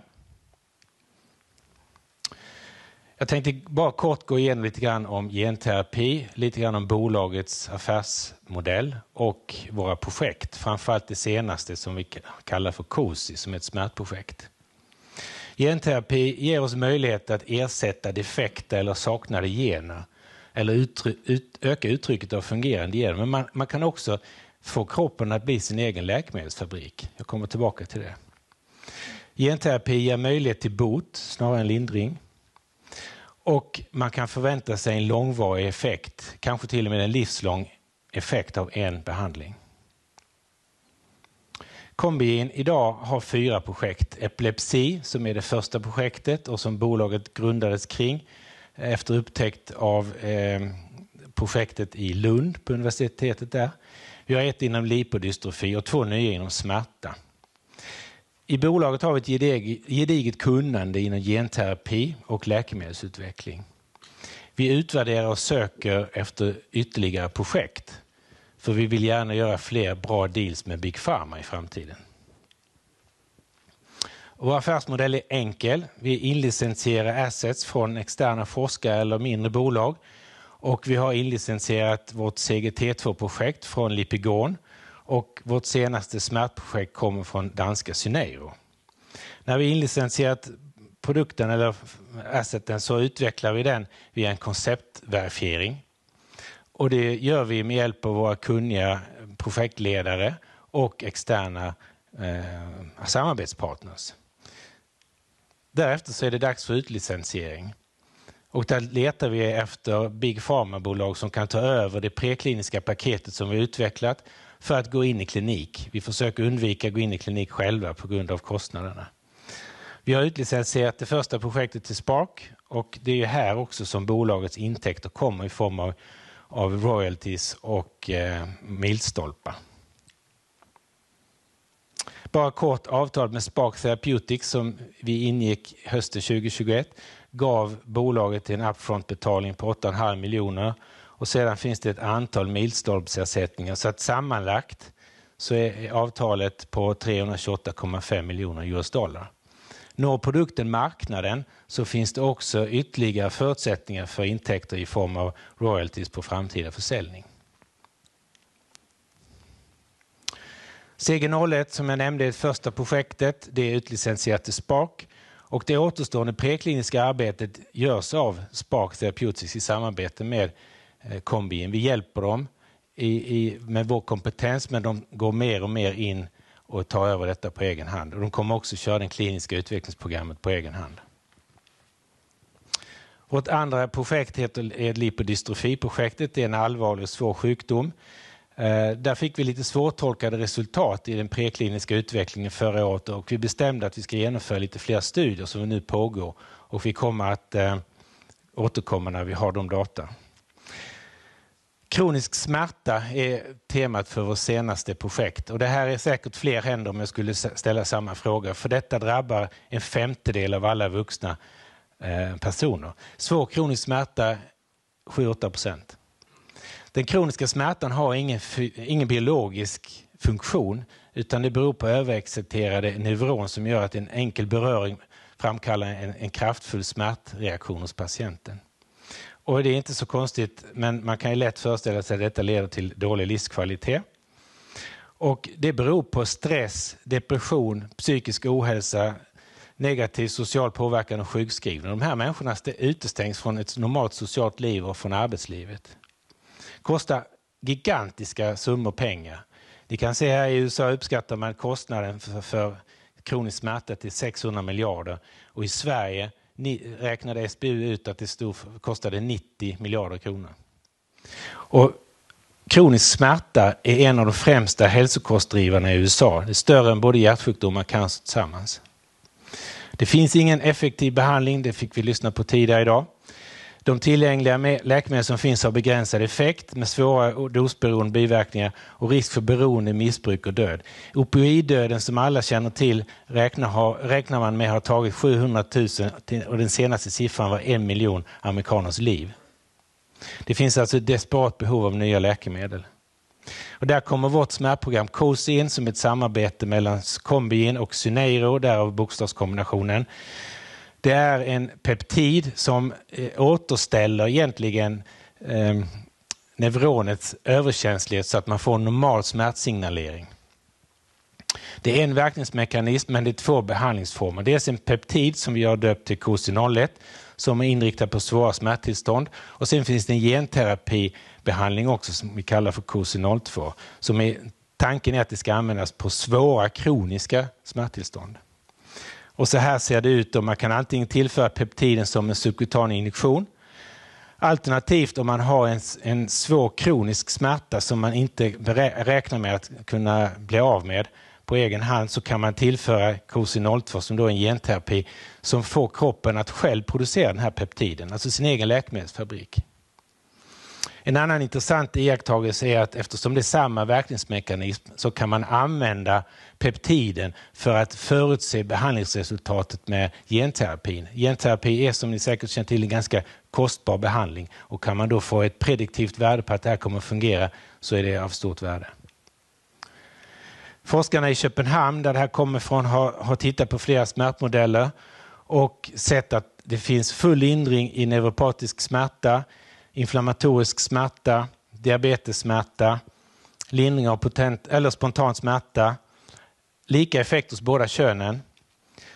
Och i genterapiprojektet eller genterapibehandling så ser man en kvarvarande effekt 1 år efter en dos. Hittills finns det inga observerade biverkningar, verkningsmekanism utan risk för tillvänjning, och det här är väldigt viktigt för den här typen av behandling. Man har inte sett någon påverkan på inlärning, minne, rörelse eller balans. Och tack vare att produkten inte har någon risk för tillvänjning så är COSI 01 accepterat till det amerikanska NIH-finansierade programmet Preclinical Screening Platform for Pain, PSPP. Och deras uppgift är att hitta just den här typen av kandidater för att behandla svår kronisk smärta utan att behöva använda opioider. Vi har kommit så här långt. Vi startar längst upp med forskning och upptäckt och sedan har vi första studien i människa och vi är en ganska bra bit på vägen. Förra veckan slöt vi avtal med en CDMO som ska tillverka GMP eller stå för GMP-produktion av peptiden. Och avslutningsvis vill jag säga att genterapi är på stark frammarsch. Det kommer vara en framtida behandlingsmodus. Idag kan man konstatera att värderingen av bolagen i life science-branschen är rekordlågt. Med tanke på vad Thomas Eldered pekar på tidigare idag så är det kanske idag man ska investera i life science-bolagen. Och CombiGene har också en låg värdering, ungefär 115 miljoner. Trots att det ligger ett avtal med SPARK på 3,6 miljarder på bordet. Vilket man kan fundera över. Vi har ett nytt sätt att behandla svår kronisk smärta där vi kan se en stor potential. Vi har en stark ambition att inlicensiera ytterligare genterapitillgångar. Ett starkt team och vi har en kassa. Tack. Så mycket Peter. Då kör vi en Q&A på svenska också. Men givetvis om någon har frågor på engelska så går det fint det med. Men är det någon som har några frågor? Vi börjar med en mjuk fråga då Peter. Som du sa så blev du ju vd ganska nyligen. 1 september, ja. Vad fick dig att säga ja till den rollen? Ja, CombiGene är ett jättespännande bolag. Jag brinner lite grann för cell- och genterapi. Jag har tidigare arbetat i bolag som håller på med cellterapi och genterapi är mycket, mycket spännande tycker jag. I tillägg är det ett litet, väldigt tätt och kompetent team som gör fantastiskt bra jobb. Jag undrar också, nu har ni gått in i smärta som relativt nya projekt. Varför blev det smärta? Ja, vi utvärderar kontinuerligt en massa olika projekt och vi vill ju ha ett projekt där vi kan se en tydlig affär i. Och smärta är en stor indikation och det finns ett stort behov.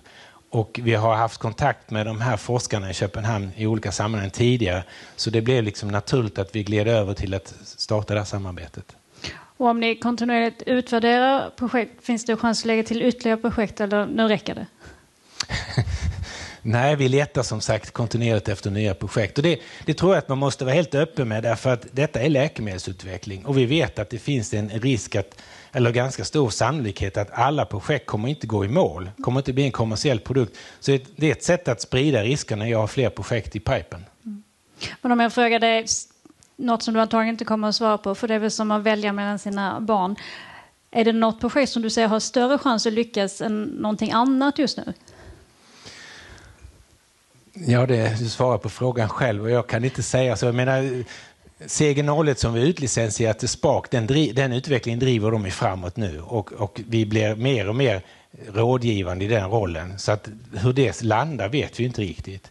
CGT2 väntar vi på nya data och COSI-programmet är också på väg in i flera viktiga milstolpar för att komma framåt. Så att jag kan inte välja mellan de här.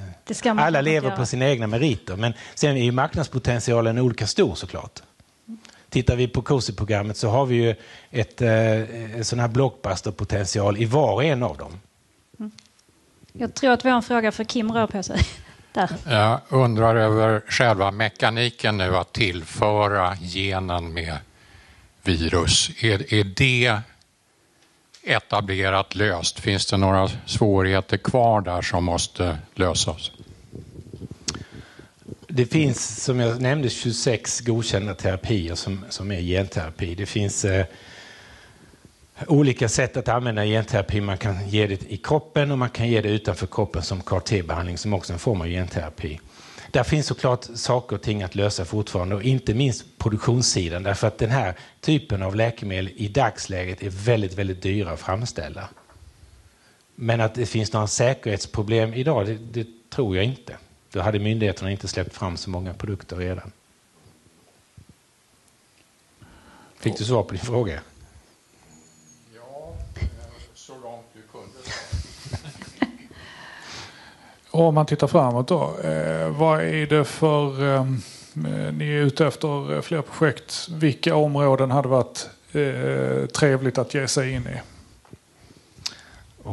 Det kan jag inte heller svara så mycket på, för där vi tittar just nu, där får vi avvakta tills vi kommer fram och liksom längre i processen. Men självklart så tittar vi ju, och så är hela genterapimarknaden rört sig lite grann, att man tittar mer på lite större indikationer än de här smala. För att det som är viktigt, tror jag, framåt är att man måste kunna hitta genterapi som, givet den höga kostnad man har, också, förutom att hjälpa patienten, är samhällsekonomiskt försvarbart.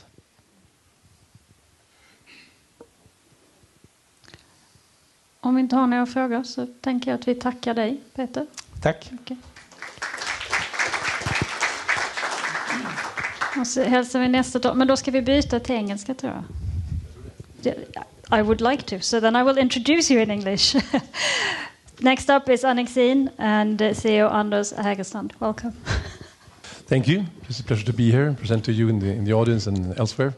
So I'm going to talk to you about Annexin Pharmaceuticals, which is a company that I'm the CEO since 2019. The company set out to work with a protein called Annexin A5. It's a naturally occurring protein. You have it in yourself, I have it, we all have it. It functions as a protective molecule for various different cells. It controls the immune system inflammatory reactions. We're based in Stockholm, just a few 10 minutes walk from here. We're a small company, virtually organized in a way. We have consultants all over the world, but we're a core team of, let's say, 6 people. We have decided among the various opportunities for Annexin A5 and ANXV to work with in ophthalmology and a relatively limited initiative also in cancer. But our product ANXV is in an intravenous solution. You can see it in the middle here. It's basically the vial that we currently deliver to the clinics in the US for testing in retinal vein occlusion. And both these programs, retinal vein occlusion and in cancer, have huge opportunities on the market. We're addressing a very novel mechanism that nobody's addressed before. The team, myself, MD PhD from Karolinska, worked with Astra, that became AstraZeneca, then in small companies as CEO and CISO, working with international companies in licensing, etc. Anna Frostergaard is our founder and innovator. She's a CSO, CMO, in the company, working with this biology for many, many years. Susan Sachdev is our COO with experience from Pfizer and clinical research organizations. Susanne Andersson is a relatively newcomer to the company, as CFO with experience from listed companies as well as life science companies. And Mario Sadny, ophthalmologist, worked with Allergan, Novartis as clinical developer, and Mario Sadny, oncologist, working in Johnson & Johnson and Regeneron as immuno-oncology drug developer. So what do? What does ANXV do? The cell is an intact bubble with cell nucleus and DNA and all that in it, and functions, but there's a lipid membrane, basically like a balloon with a lipid rather than rubber coverage. This lipid is a double lipid layer. On the inside, there's phosphatidylserine, which is always on the inside. But when the cell becomes sick, stressed, or actually some normal cells in diseases, it's PS, that I would call it, is on the outside of the cells. And once PS is on the outside of the cells, it starts to signal things to the environment, including cells become sticky, immune cells react to this PS, and so on. And Annexin A5 is the body's own way of trying to control what PS signals to the outer world. And as I said, NXV is just a mimic of the naturally occurring protein. Eye disease, retinal vein occlusion. So that's a very unknown disease, I would tell you, but it's a big problem. 16 million people around the world suffer from this. And there's 400,000 new patients in the US and Europe every year. What happens from the patient's perspective is, you can see that to the right, the image. All of a sudden, vision becomes blurry on one eye, and the patient would seek the doctor. The reason for that is to the left side, which is basically an occlusion in the vein. Every organ needs arterial blood flow with oxygen. There's a flow back from the tissue via the capillaries to the veins leading back to the heart. And the occlusion in the vein basically results in a stop of the backflow to the heart. And therefore it becomes swelling, you get cell death, you get the vision loss that occurs in these patients. It's an obscure disease in the sense that the mechanism of action is not completely well known, but the way to treat it currently is to inject straight into the eye what's called anti-VEGFs. These are antibodies basically reducing the swelling and some formation of blood vessels. But patients have to get it every 4th week, every 6 weeks, or 8 weeks, sometimes for many, many years to come. And that's the option that the patients have today. We have a totally different option. We believe that we can treat the patients in maybe 5 days with 1 injection a day in the vein, in concert to the straight into the eye. We address the cause of the disease. We have anti-inflammatory, cell-protecting different mechanisms that we work with that Annexin can achieve in these patients, which is totally different from anti-VEGF. So we will definitely introducing a very novel concept to treat this devastating disease. So having gone through phase 1 in healthy volunteers, we decided to go to the US for the clinical phase 2B trial. And that's conducted currently in 7 different sites in the US. We decided to do a study in patients that have not yet received anti-VEGF, so they are anti-VEGF naive, and study the effects of 5 days of infusions in these patients, and then monitor for safety, of course, but also for the vision. How far down the different lines of the visual acuity board can the patient see? We look at the vasculature in the eye. We look at the way the swelling of the retina changes, hopefully, in these patients, and how many anti-VEGF injections they would eventually need during or after we treat the patients. And it's a very interesting study for us because it was kind of hard to recruit patients.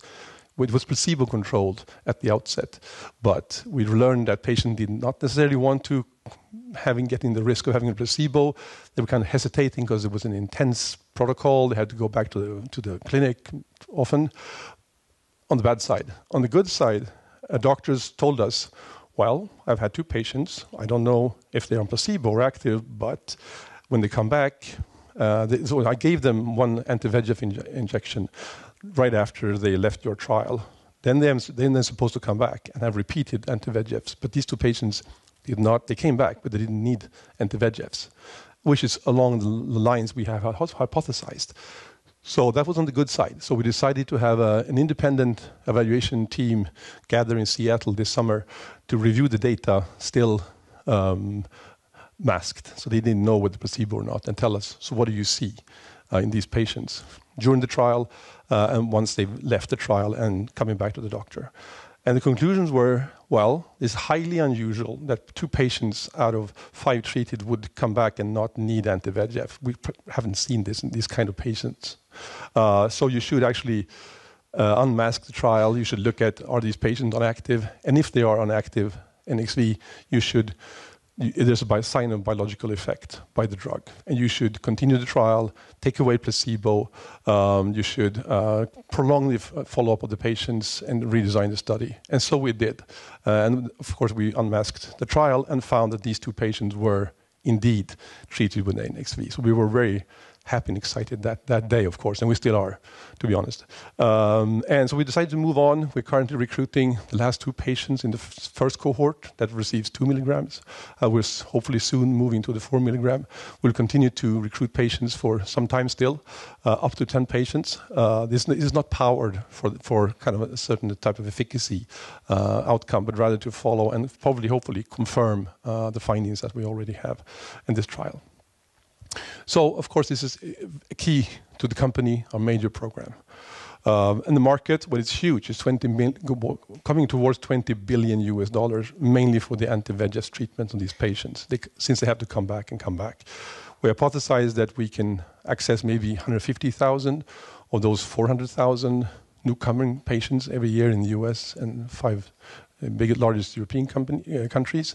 And if we treat them these patients and have a pricing tag along the lines of currently anti-VEGFs. It's a huge market. It's in the $1 billion market size opportunity for us. So it's a very sizable market opportunity and medical need. We have to talk about phase 2B. We will move into phase 2B potentially with a partner. That's our main goal. But we have to be able to discuss with the partner how we see the phase 2B. And we feel that we can use an outcome which is relative to the anti-VEGF consumption in these patients. For phase 3, we believe we need to go to maybe the vision board or the visual acuity board. But that's a discussion that we will have to have with the FDA and other authorities. Oncology. I will be very brief on oncology. I will say we couldn't resist moving to oncology based on what we read in the public domain. We didn't do the work others did around the world. You know that cancer is treated with surgery, chemotherapy, radiation, and immuno-oncology has made it another opportunity in treating cancer is by activating immune cells to kill the cancer. That's been shown to be the case for Annexin A5. Annexin A5 can also be tagged or conjugated to a chemotherapy drug, which will become a precision type of medicine, bringing the chemotherapy drug to the cancer cells and cancer and kill it. And that's another opportunity in cancer. And then the diagnostic opportunity, which I will not talk about today. But cancers do express PS, our target, on the outside of the cancer cells. They seem to do that as a strategy to survive. They immune suppress the environment so they can grow and grow and grow and metastasize. This was done by work in Johns Hopkins. It's as effective as current checkpoint inhibitors in this field. I won't go into that detail, but these drugs, checkpoint inhibitors, are huge on the market. And we believe we can take a substantial share of the remaining market because they are not very effective, at least not in the 50% of the patient. The conjugate, I will be very brief on that. It brings the chemotherapy drug to cancer cells, goes inside the cell, and then the chemotherapy drug is split from Annexin and then kills the cells. It's also a huge market. It's becoming $10 billion at least for specialized medicines. And we have done several steps into this field of oncology during the last year based on a directed share issue to our main shareholders in December of 2022. So when you see the company, we're moving into clinical trials. We have clinical trial data already. We're taking a careful step into oncology, and we hope to deliver important information during this year and next year. Thank you very much. Thank you. Do we have any questions for Anders? I will start us off then. So yeah, you've gone into cancer now. Cancer is obviously several different types of diseases. Is there any specific types of cancer, or at the moment you're looking broader?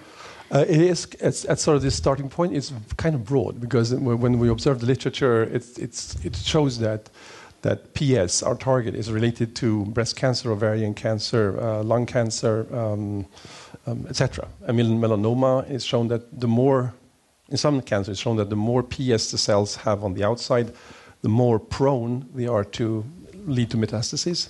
There's correlations with ovarian cancer. The more severe the patient's situation is, the shorter the expected lifespan is, the more PS those cells have on the surface. So if you think that by blocking PS, either with an Annexin A5 or an NXV itself, or with the conjugate combination type drug, we will be able to inhibit and stop those cells from growing further.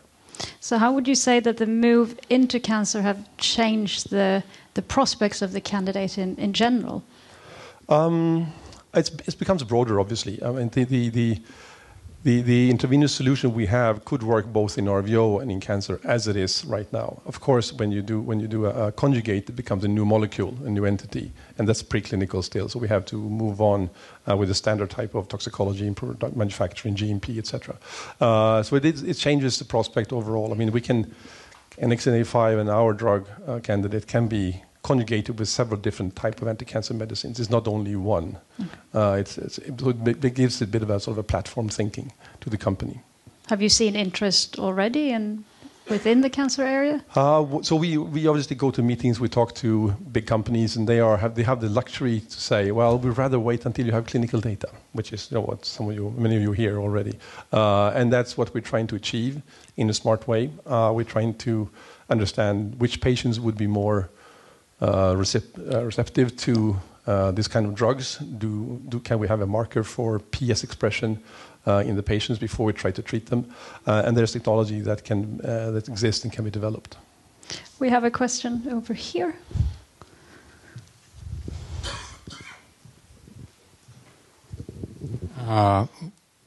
About oncology, of course you can create conjugates, but if you just block PS with Annexin 5, would that in itself have an effect on the cancer cells? Yes. I was kind of quick on that paper, but there's evidence from Johns Hopkins as well as Stanford that maybe only 1 day, 4 days, 5 days of treatment with Annexin is as effective as existing checkpoint inhibitors. So yes, in itself, it changes the microenvironment. That's a lot of talk about the microenvironment of the tumor, and it has when you block PS, since PS signals to 5 different receptors on T cells and T cells and macrophages, you can actually block the immune suppressive action of PS. So these immune cells get a chance to attack the cell, yes, only by Annexin itself.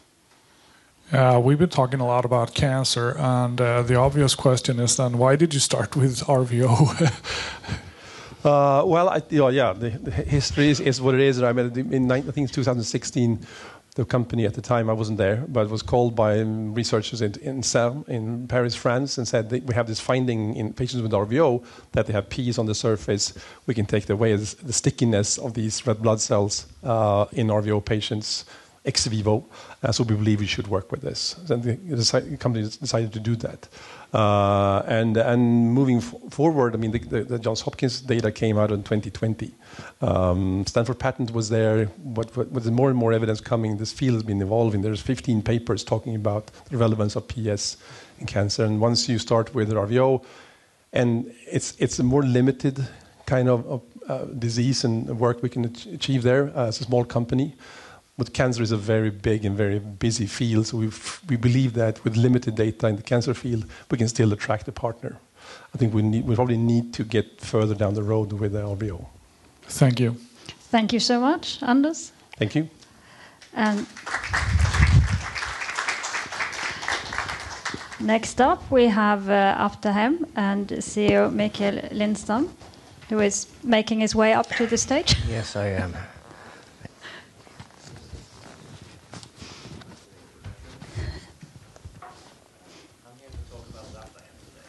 Which I've done a few times now. And who are we? Well, we are a biotech company in clinical phase, and we are listed on the Spotlight market. So the mission of Aptahem is to develop RNA-based therapeutics, or as we call them, aptamers. And these are not vaccines or anything connected with gene therapy or anything like that, but I will come back to that soon. And we focus on very severe sicknesses that lack treatments today and have a big unmet need. We have a lead candidate called Apta1, which is to treat septic conditions where you have a problem with the organ breakdown and so forth. What happens at very severe inflammatory responses. So that's what we're focusing on. But there are also other classes around this, which I will come to soon. So if you look at the left now, we are in the interface of inflammation and coagulation. And here happens a lot of evil inflammatory diseases, as you can see from this globe to the left side. We have a few sicknesses there, and they compromise a huge market potential. And that's important when you want to tap into biotechnology and do something good. But there's also this big unmet need, and people that suffer and die prematurely from these awful sicknesses. So big market potential. But if you look at the globe again, we have different conditions. The RDS, that's a lung-driven inflammatory lung syndrome that many COVID patients had a problem with. And that leads to sepsis sometimes, as well as sepsis leads to DIC, which is an extreme coagulation or an extreme bleeding. That is a follow-up from sepsis, very evil. About 30% of sepsis patients die from DIC. It goes very fast. This is why it's an instant situation that not many survive. And of course, we're working, as everyone else here today presenting, finding a partner to lift us all the way to the market. That's important. And we have no intention of taking ourselves to the market. It's too costly. We don't have all the knowledge and so forth. But we make sure that we will do the first steps, at least phase 1 and phase 2. That's our intention. And then we want to lift it off to someone that can hold our hand all the way to the market. And if we then look at Aptahem, which is our lead candidate, and why is it so good? Well, I just said this is not a gene therapy, this is not a vaccine. These are pieces of RNA. We take pieces here and there. That's a big mix of RNA. And those are built around a specific target that you want to target, bit by bit. So you get a perfect fit with this RNA-based aptamer. That means you have very high efficacy. You also have a low probability of side effects. So that's one of the advantages. And they can also be synthetically made. If you understand, you cut RNA and you put them together again, glue them together like Lego pieces, which I usually use. And Aptahem is our candidate, and we have seen that it has very, very good results from preclinic. In those models, we have used septic models, sepsemia models, all kinds of models that resembles those sickness situations that I showed you in this globe initially. And we have then abundance of preclinical results, and now we are in clinic, and we start to get some results there too. Even if it's a double-blinded study, we have indications that are very interesting that we also told the market about. So, and also for all these years with collaborations and scientific collaborations, we have found a very good understanding of the mechanism, which is hyper important, and that's not always the case when you handle biotechnology, to know so much about the mechanism like we do. At least we think so. So with that said, here's the source recipe at the moment. This is the mode of action. And what are we doing here? We are inhibiting PAR receptors. What happens in the body when you have an inflammatory response or any infection is that the liver throws out thrombin. And if you look at the left side, there's thrombin. That's the coagulation protein. That have several sites on it. And one of the sites we are working on. And we are inhibiting or stopping the PAR activation. And as you look at the right side, you probably are familiar with all these sickness cases you see there. And this is just some of them that are driven by the PAR activation. And what happened there. So if you look at this Mickey Mouse structure to the left, you see also 2 ears. These are not struck by Aptahem. Aptahem selectively only sits on the green ring here, that is heparin binding site or Orexo site 2, only selectively. Otherwise, if we would attach the other sides, we could see side effects and other problems that usually anticoagulants have, and that's a bleeding effect, for example. So by doing this, we have a very instant reaction to the PAR receptor stimulation that works within minutes, actually. It's an IV, by the way, that we give to the potential patient. And that gives us also a very rapid anti-inflammatory and anti-thrombotic response in the body. And we have plenty of proof for that. So competitive landscape, well, it's good that not only we are doing this, that others also try to do this. But what I want to point out with this slide is that we have something we think is a little special with us, that we consider both the coagulation side of things, the inflammatory side of things, which others focus on either side. And that sometimes comes with that you don't treat the condition properly if you oversee the coagulation side or you oversee the inflammatory side of things.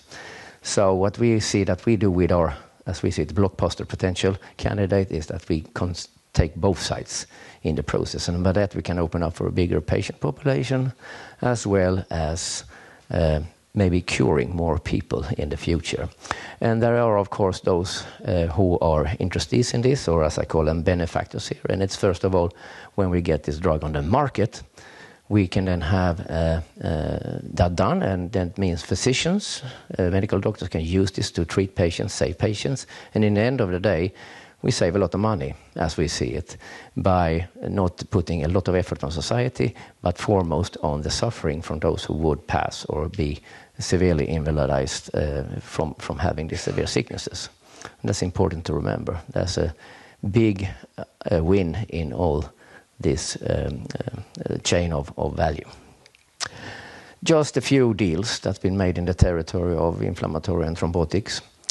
This is preclinical to phase 2. I just want to show that there are still happening something. It's not dead. Deals are happening, so that gives some positive vibes to us, trying to find that golden partner to hold our hand to the market, of course. And doing all this, of course, with all the results we have, we need to secure the rights or the control of something. And this is why we have patents. Patents is absolutely rudimentary to run a company and try to do something and get it on the market. Otherwise, no one will touch this. And we have 2 patent families. Patent family 1 is for these 3 aptamers that we have protection. And the patent 2 family is the protection, the therapeutic protection of Apta1's use. So to say, a therapeutic patent, very, very big patent, cover mostly most things due to aptamers is the new frontier. There's nothing to be scared of when you venture out west in the aptamer fields. There's no cross licensing or other things that will disturb you. And our pipeline is, as you understand, Apta1 is our main candidate. The other candidates we have to keep a little low. It's costly to run pipelines, but we will love to run them, given that we have so much information and knowledge from Apta1 program. But this is what we're focusing on right now, Apta1. And that is in clinical phase 1A.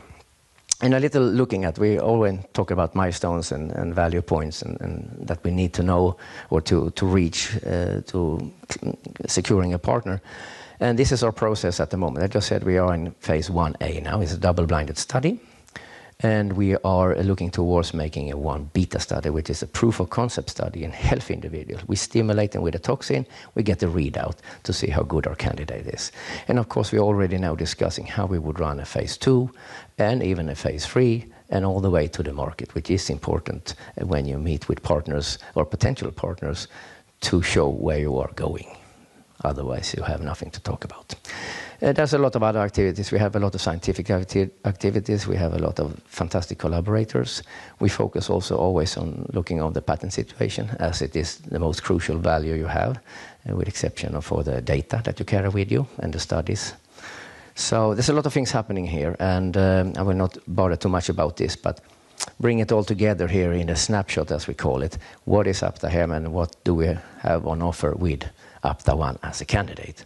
Well, we have very good early data, very much data, and we also have now in phase 1 seen some interesting things that we can't disclose because it's a double-blinded study. And it's very fast-acting, IV, 5 minutes. And we have a double-sided efficacy from this candidate. It's both on inflammatory side as coagulation side of things. But putting everything together, I see that you are getting ready for the questions. Okay, but we have very good commercial collaborators, I want to say that too, that we would be nothing without. And of course, the scientific collaborators have been very, very powerful in helping us unfolding the mechanisms that we know so much more about today. And the team is very streamlined. We have very good competence in the company to adapt into the specific situations that we have. And okay, almost the last. This is another group, put out an analysis, and I think a lot of us companies in the public domain knows what we are talking about here, but I will quote Warren Buffett. He says, price is what you pay, value is what you get. And that's really what we see on the market today. And then I say thank you. Thank you, Mikael. All righty. Do we have any questions for Mikael? I will start then by, you said you didn't want to bore us too much with the patents, but just to understand, so you have the 2 patent families, but you're still actively working to add more patent protection? Well, it's a protection of, if we have new findings, it's important. Another way to make your assets survive longer is to deal with new ways how to manufacture your API, I mean your drug. That's something you always have to look into, and different versions of that could be patentable, because this is your main, value in the company. Otherwise, you have nothing to come with. That's what I always say. So we're looking very much into that, and if we don't do that, we will publish it. So there are lots of activities ongoing now to keep the interest up in Aptahem whilst we wait for the phase 1 results. Well, as we have declared publicly, we are on a pause. We just collected extra analytic results there from, and we are very happy about what we see there. Now it's being concluded and will be sent to the authorities, and then it's out of our hands time-wise. So we will just have to wait and see, and I hope it will be fast so we can continue. You know, my next question was going to be a timeline for that. Yeah, I felt that, so yeah. I took it immediately. That's out of your hands, like you say. Is there anything to be said what you've seen in the analysis that you just did and you just communicated around? And yeah, I have to go around this fire a bit because it's something that we will not disclose at the moment. And as I said here, it's a double-blinded study. But we can see from the analytical results that for us it just tells us something really good about things. I'm sorry to be this inexact, and we have to disclose it when we are there and concluded the study. Then we can unveil what's happening, and when it's unblinded, of course. And in the meantime, can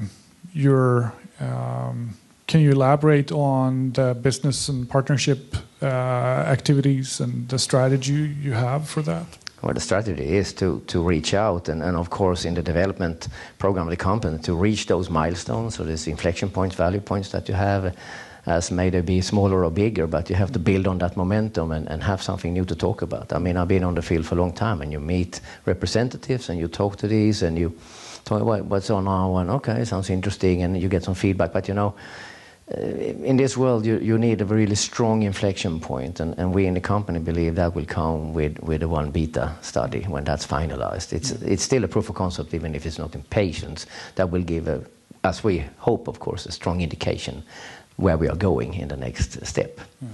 And you describe your technology a little bit like a Lego or a set of Lego pieces. So that just makes me think you can build pretty much anything. I mean, where are the limits, and how do you manage that? I'm not really the person to say where the limits go, but I think it has a lot of freedom degrees for sure.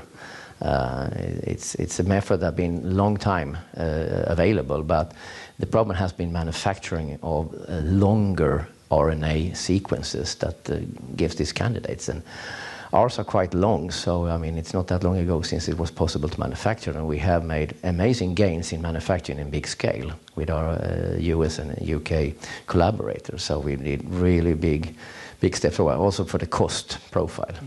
So we are very happy on that side. And answering your question, yes, I think so. It's an open window to explore. And how much would you say that this first project with Apta1 is guiding all the other possible activities with the other candidates and things coming? That's a very good question. I like that one. Because the target that we used, the initial target, is a very advanced. It's a parasite target. All the 3 in protection came from the same target, but their structure, the chemical structure, is totally different. And we know from testing at least Apta2 that there are some different fingerprints with this. So we have good hope that we have 2 other candidates that we could develop into other therapeutic uses. We have a final question from the gentleman over here.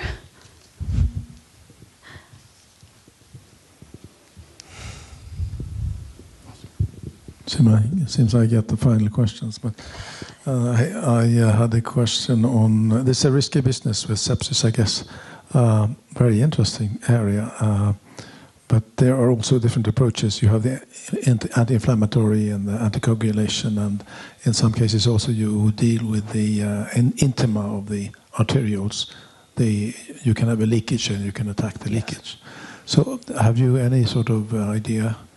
I mean, I know a company in Berlin called Adresizumab, and they recruited a lot of money on the basis of their substance and attacking the leakage of the intima. What approach is the best one? I mean, it's extremely heterogeneous sickness conditions that occur during sepsis. You never know where it ends. I talk about from a lung syndrome into sepsis, from sepsis to DIC. you don't know which way it will turn. But what is general for these severe sicknesses is that if you don't treat them, you see a loss of blood pressure, which is mostly connected to leaking vascular. And that is often microvascular, like in the liver or kidneys. And that leads to tissue damage or tissue dead, and the patient dies. So that's what's happening. And from all our investigations, at least in the preclinic, we see that we can withhold a very good blood pressure. And we also have markers that indicate that we have a tissue protecting effect from our candidate. Well, some follow-up. But with sepsis, it seems that you have something that you could call like an event horizon, almost like a black hole, and you get across the horizon, then you have a full septic shock. Yeah. And then you have to attack it with a completely different way than before that happens. How would you approach approaching sepsis? How do you know that the patient will get sepsis? And how long can you treat? Biomarkers. That's another challenge in this business. There is a standard of care, of course, but that's far from very good when you come in as a patient. You never know when a patient comes in and what condition they are in. So you can come in early and you have a slight sepsis and you can create it with antibiotics if it's a bacterial infection. But otherwise, you can be you have slid over into a shock. And then there's other standard of cares, but there kind of the options disappear. Yeah. You can maintain a good pressure and you can make some anti-inflammatory measurements, but there's really nothing to stop the so-called cytokine storm that have pressed it into this toxic effect that breaking down the tissue of the vascular. Okay. So it's really evil. Treatment for everybody with a cold, I guess. Yeah. Well, thank you so much, and thank you so much, Mikkel, for the presentation. All right, thank you. And then we say welcome to Dicot and CEO Elin Trampe.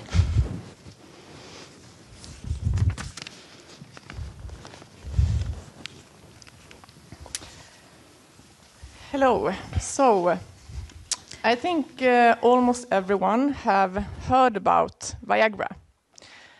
Viagra was launched 25 years ago, and since then, no real innovations has entered the market of erectile dysfunction.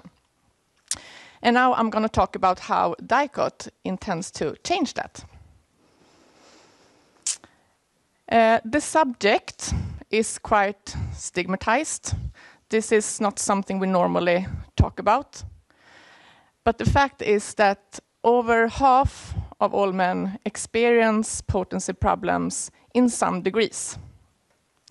We see a positive trend that more and more tend to seek help, seek care, and get treatments for this. But actually, among those who gets treatment, who take a drug, half of them stop the treatment, so they drop out. And why is that? So there are a few reasons. The key ones are that over a third of the one who tries do not get the desired effect or do not get any effect at all.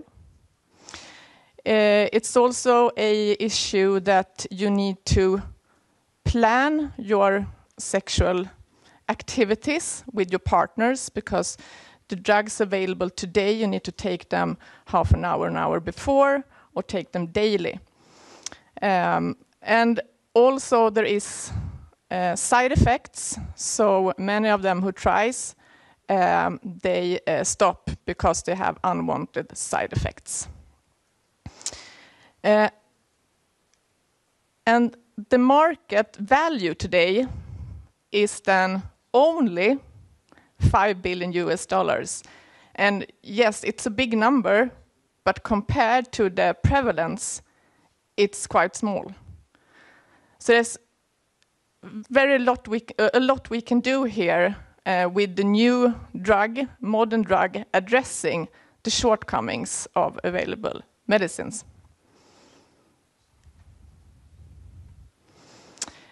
We have a drug candidate, we call it LIB01, with unique properties. It's a completely new patented molecule targeted to serve 3 purposes to surpasses today's treatments. And we tend to develop a drug that helps all patients. As said, so many today do not have any choice. They don't have access to a drug that actually helps them. We want to provide a drug with a long-lasting effect, like a bi-weekly, weekly treatment, so you don't have to worry about having this problem. You can live a normal life with your partner. And we also want to develop a drug with a very good safety profile, so no unwanted side effects. This would mean to reclaim well-being for the men and their partner that are affected today. This would mean a lot. And how can I claim that these three aspects are achievable with LIB01? We have been doing a lot of research and development on this molecule for several years, and all study results talk the same story. We have, from the beginning, it originates this from a folk medicine use, where these properties were reported. We have also see this in the early academic studies that was done by the founder of Dicot, Professor Jarl Wikberg. And we have also seen it in, I counted actually, over 20 different preclinical studies in validated models.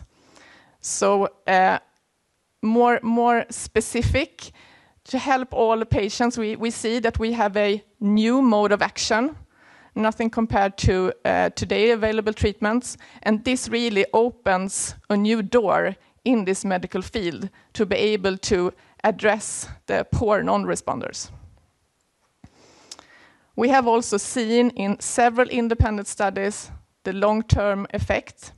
We have seen that the effect is therefore more than 7 days. And we have also seen in the toxicology program that was finalized this spring that it was really good results, a very clean toxicology program. And all these R&D research that has been going on for these years have made us check all the boxes needed. And we have, in August now, started our first in-human study. So a phase 1 study that is actually ongoing now as we speak at the University Hospital in Uppsala, where our partner CTO has its clinic. And we are also very encouraged about that the many medical and scientific experts around the world, key opinion leaders, acknowledge what we are doing, our results. We have, for example, Dr. Harim Padmanathan, who has been active in this field since Viagra in over 30 years. He has been sort of a part in all drug development that has been going on in this field since then. And he says that LIB01 promises to shift the management paradigm of erectile dysfunction. The first revolutionary molecule to enter the field since Viagra. Very encouraging. And we also have Professor François Guianot that says that he's confident that our candidate is effective. He has seen the results very close. And we also have someone says this could be a really game changer to have a bi-weekly or once-a-week medication. Besides key opinion leaders that are supporting us globally, we of course have a global agenda for the drug development itself. It tends to be a product on the global market. And we also already now are engaging development suppliers around the world. For example, Thermo Fisher is the one who have been GMP manufacturing our study drug. But as many others have talked about here today also, we have the business strategy to enter partnerships with the bigger, more established pharma companies to facilitate the drug development, and also, of course, a very important part of the financing strategy. We also work a lot with patents. Besides 2 already granted patent family, we have a few patent application that has been sent in, and there are more to come to extend and broadening the patents around the globe. And we also intend to intensify this sort of internationalization of the company now this autumn, and we were granted monetary support from Almi to do this, so that we were really happy about. And I also wanted to share a little bit of what is going on right now as we speak at Dicot. So to get a glimpse on that, we have, of course, the phase 1 study now ongoing, which is a main focus now. The first dose group have now been dosed, so that is very good. We are also aiming, of course, to have a speed in the drug development, and we are already now planning for the next clinical phase. So we are also now looking at how that study design for phase 2A, how that should be. We are working on financing also. We had a very successful rights issue earlier on this year with 2 series of warrants. And we have the second and final warrant coming up in November, subscription period in November. And we, of course, want to repeat the success we have had earlier on in the rights issue and the earlier warrant. So what else to pick here? I've talked a lot about erectile dysfunction here today, and that is the indication we are focusing on. But we also have seen in the early academic research that this molecule seems to have an effect also on another indication called premature ejaculation. So that is also something we are looking into, how we should in the best way explore that. Yes, okay, thank you. Thank you. Thank you, Elin. Do we have any questions? Yeah. We do? Old faithful down here on the left. I can't refrain from annoying you with my standing question. How does it work? What is the mechanism? Yes. That is a very good and important question. And besides, the clinical study that's now ongoing, that is, of course, a major focus for us to really understand how it works. So I will come back as soon as we can say more about it, for sure. But there have been some interview studies, if I remember correctly, done with people who have used it in the folk use sense of in Madagascar, if I'm not incorrect. What did you take from those studies? Just because I'm curious. Yeah, it's about the long-lasting effect. And in the interviews, it also came out that, it seems to have a very good safety profile, so no, side effects were reported there. And it was a very commonly used thing there. And how do they use it? They drink it? Yeah. They drink it. They drink yes. it. Okay. But I want to underline that we have nothing to do with Madagascar now, so we have a semi-synthetic version of this molecule that we can now scale up, etc. So, yeah. Yeah, so looking at the phase 1 study now, are you just looking at the safety, or will you be able to measure some effect, or how are you going about that? This phase 1 study is primarily focused on the safety profile. So that is the primary objective, to study the safety profile in humans. Yeah, sure. And looking at the long-lasting effect, you stopped at 7 days because that's how you designed the study. Would it make sense to make more studies then to see if it can last even longer, or would that not make sense? What's your thought about that? No, that will definitely be explored in the clinical development to see how long it lasts and how you can, optimize the dosing regimen, etc., to get as long duration as possible. All right. So you said bi-weekly perhaps, or could it extend even further based on what you have seen or what you think? Yeah, what we have seen is that the effect seems to increase over time during these 7 days that we have studied. So we believe that it can last much longer than that.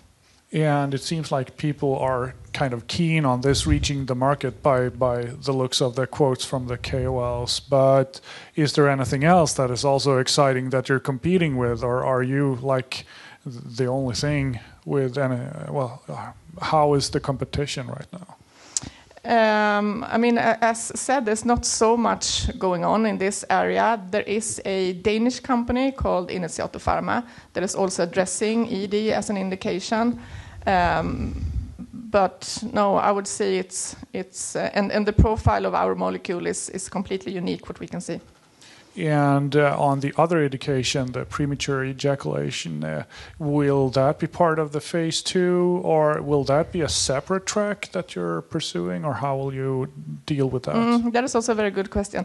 We are looking into that right now because we said that we wanted to start the clinical phase 1 focusing on ED, and then we will have some more time and resources to look at PE. So I cannot, we don't know right now, so we will have to look into that, what is the best way forward.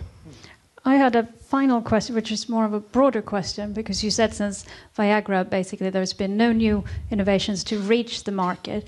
Is that because it was seen that there was no point because Viagra was so good, so it was the end of that game, or is it particularly difficult to address this indication? That is also a good question. We haven't seen so many drug candidates that have reached so far. And I think the big companies like Pfizer and Bayer, who have worked on this indication earlier, they have been focusing on other indications for some time. So I think also it's a matter of strategic focus in big pharmas. So but we will see. Maybe the focus will increase. It's a lot to do. Huge medical need for new drugs. Let's hope so. Well, thank you so much, Elin, for your presentation. Okay, if you have a short one, we will let you take it. In this indigenous population in Madagascar, was this concoction only used by men or even by women? It was reported that women used it as well, in some degree. On that note, thank you. Thank you. Right. We're happy to introduce our last speaker of the day, who is not the CEO, as I was about to say. I was about to promote you a little bit, but the CFO of Synartro, Magnus Hurst. Welcome. Thank you. Good afternoon. I'm here to talk a bit about Synartro and what we do. We focus on developing local injection treatments, and the goal is to achieve better and longer-lasting effectiveness without systemic side effects. The approach is to create new chemical entities by attaching established drugs to our novel platform molecule, and this enables a sustained release of that said well-known drug. Our lead program is SYN321. It's a local injection treatment against symptomatic knee osteoarthritis, or for symptomatic knee osteoarthritis, with diclofenac as the active substance. You have an image of the formulated solution there. We've done lots of preclinical studies. One interesting study we'll get back to later was done in horses, where we validated our hypothesis regarding the slow release mechanism. We'll get back to that. In 2020, we were granted our first US patent, and our portfolio is growing. Just recently, we got our CTA approved by the Swedish MPA to start our first clinical trial. It will be a phase 1/2A, so we'll go straight to patients. Just briefly on osteoarthritis, it's the world's most common joint disease, as you might know. It's chronic, it has a complex pathology, and there's currently no cure. Given the size of the spread of the disease, the therapeutics market is very large, and it's growing. And why is it growing? Primarily due to an aging population in the developed world. As you might know, one does not die from osteoarthritis, so many people end up living with the condition for a very, very long time. We believe that the FDA will classify SYN321 as a new chemical entity, and this is what the synthesized molecule looks like. In blue, you have the hyaluronic acid backbone, which bonds to our proprietary linker, which in turn bonds to diclofenac. When the solution is injected into the knee joint, into the synovial fluid, hydrolysis will act on this and release the diclofenac and the hyaluronic acid from the linker over time. And we believe that this will give a sustained pain relief and an anti-inflammatory effect from the diclofenac, as well as the so-called viscous supplementation from the hyaluronic acid.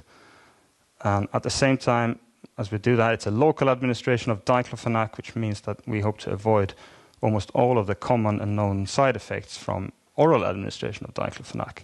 We believe that one injection, we estimate that one injection of our final product will contain about 6 milligrams of diclofenac. One pill, the standard size pill of diclofenac that you get at the pharmacy is 50 milligrams, and you have to take that pill several times a day.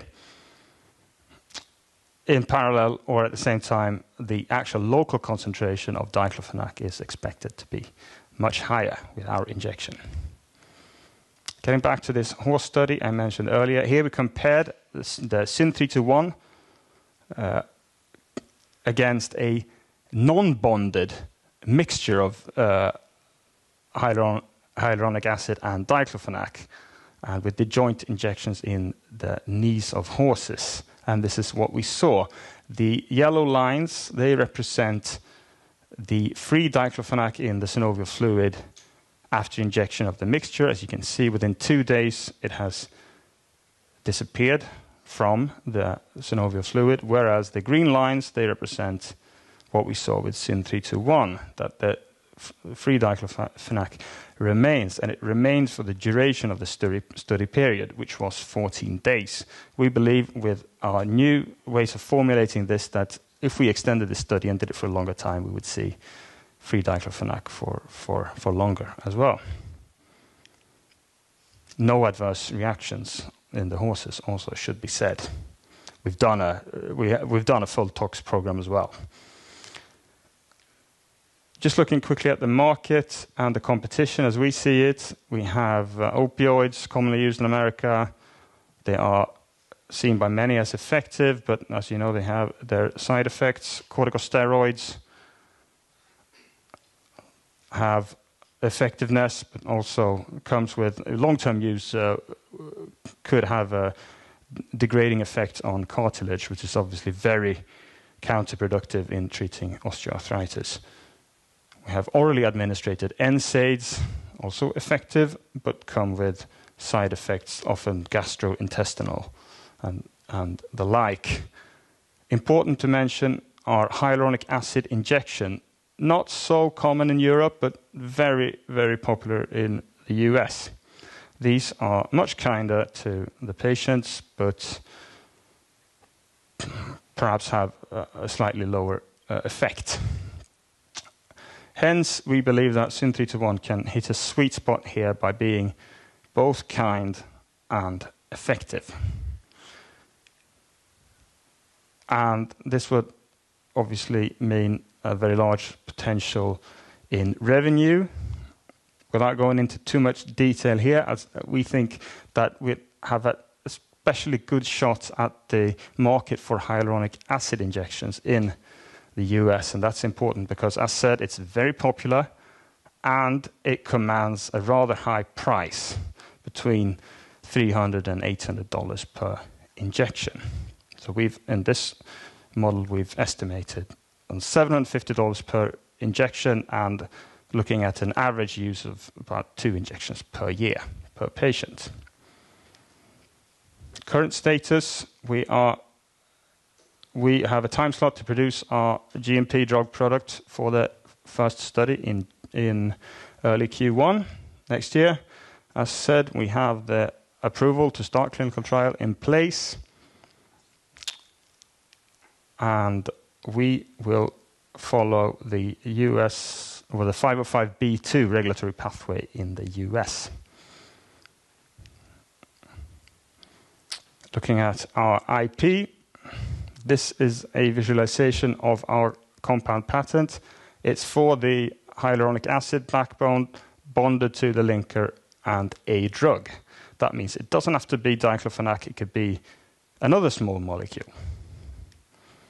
It's valid in America, Europe, Canada, and during development of formulation and sterilization, we made some very interesting new discoveries that we have where we have applied for patent protection. Also, hopefully this will expand and extend the duration of our intellectual property. Looking at some additional indications, pipeline going forward, for SYN-321, we could of course work on using it for other joints, hands, hips, etc. There's an important veterinary segment. These type of injections of corticosteroids or hyaluronic acid are common in horses and dogs. If we look at the actual drug delivery platform, we could remove the diclofenac and replace it with paclitaxel and use it as a chemotherapy. It's a post-operative injection in the cavity where a tumor has once been. We could also attach dexamethasone, for example, and treat RA. There's a lot of expertise in the team. My boss is traveling today. That's why I'm here. We have an experienced board of directors. I'd like to highlight Bengt Lindqvist at the top right. He is the inventor of both the platform technology and also SYN-321. That was it. Thank you, Magnus. Do we have, for the last time, do we have any questions? And of course, we do have a question.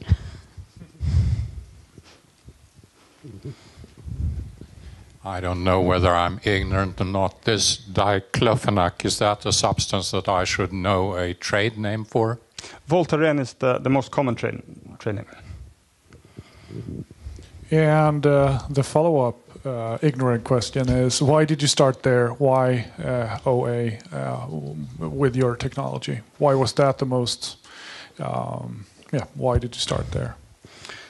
I think the question is best, it's an idea for a long time with Bengt, but I think it started with the technological insight of what you could do with hyaluronic acid, how you could link this large polymer up with other small molecules. We know that hyaluronic acid is very similar to synovial fluid, so it's interesting to see what you can do in a knee joint with the hyaluronic acid. It's already used commonly on its own, and I think that you can derive a conclusion from there. Yeah, and it seems like you can connect this to pretty much anything, or where are the limitations? I would have to pass on the exact limitations, but I said most small molecules we can work with. Yes. Yeah, and in terms of the strategical decisions that we saw a little glimpse of, how have you reasoned there? No, I think the primary strategy is to get into the clinic with SYN-321, but obviously the chemotherapy aspect is very interesting to build on after that. And you were lifting a little bit about new discoveries. Is there a possibility to extend on that? I think we can get back to that when the application is disclosed. It'll be about a year from now. I had one question actually. We're very happy about it. We're very happy about it. Yeah. So just good news. Very good news, yes. You were saying that this type of injections are popular in the US or maybe all of North America, but not so popular in Europe. How come? I'd say about cultural reasons, this picked up as a trend there. I'm not sure. I think in Europe, corticosteroids are a more common substitute. They would perhaps be the preferred treatment, an injection of a corticosteroid in Europe. But that means that your strategic thinking and planning is more geared toward the US at the moment. Yes, rather than I think it would be anyway, given the price levels. But it makes double the sense that we have the culture and the implementation of this sort of treatments in North America. Do you see the same difference in veterinary use? I think for veterinary users, we've not, to be honest, not explored North America so much. We've had very much more of a European focus there. We know that, early on we've looked at the treatment of horses, racehorses with this. We know that hyaluronic acid injections are very common. Osteoarthritis is a big problem in horses. And we see a large market within Europe for that. Obviously not as large as the human market, but still a good ancillary to that. But that's a secondary concern for now. Now the focus is on the human market and the human studies. Yes, absolutely. And we're not experts on the development of veterinary products, so we're obviously looking to partner with someone who's more knowledgeable there. And you are the CFO, so I have to ask about the financial situation. We're our type of company. We're always looking for additional capital. Well, who is? I'm somewhat constrained, I think, by regulation to this. We're a private company, so I can't really talk too much about and solicit investors, especially when the cameras are on, as I believe. But our type of company. This is what we do. We raise money and work on the development.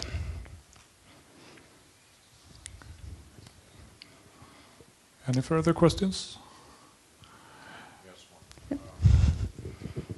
This anticipated twice a year seems to be very infrequent. Shouldn't it work much better if it was a more regular injection? Yes, I think our plan, we're looking for a therapeutic effect of 3 months. And this is a commercial estimate of how frequent a patient would go to the clinic and get an injection. So we've estimated that at twice a year, and based on data for hyaluronic acid injections, for example. Obviously, there's no reason why a patient couldn't go more frequently and take this injection every quarter, for example, to keep the effect going. Does that make sense? Yeah. So this is just our conservative estimate of the revenue. Obviously, I think some patients would perhaps only get an injection once a year, and some would get it more frequent. Right. Well, with that, we say thank you to Magnus, and thank you to all of today's speakers, in fact. And thank you.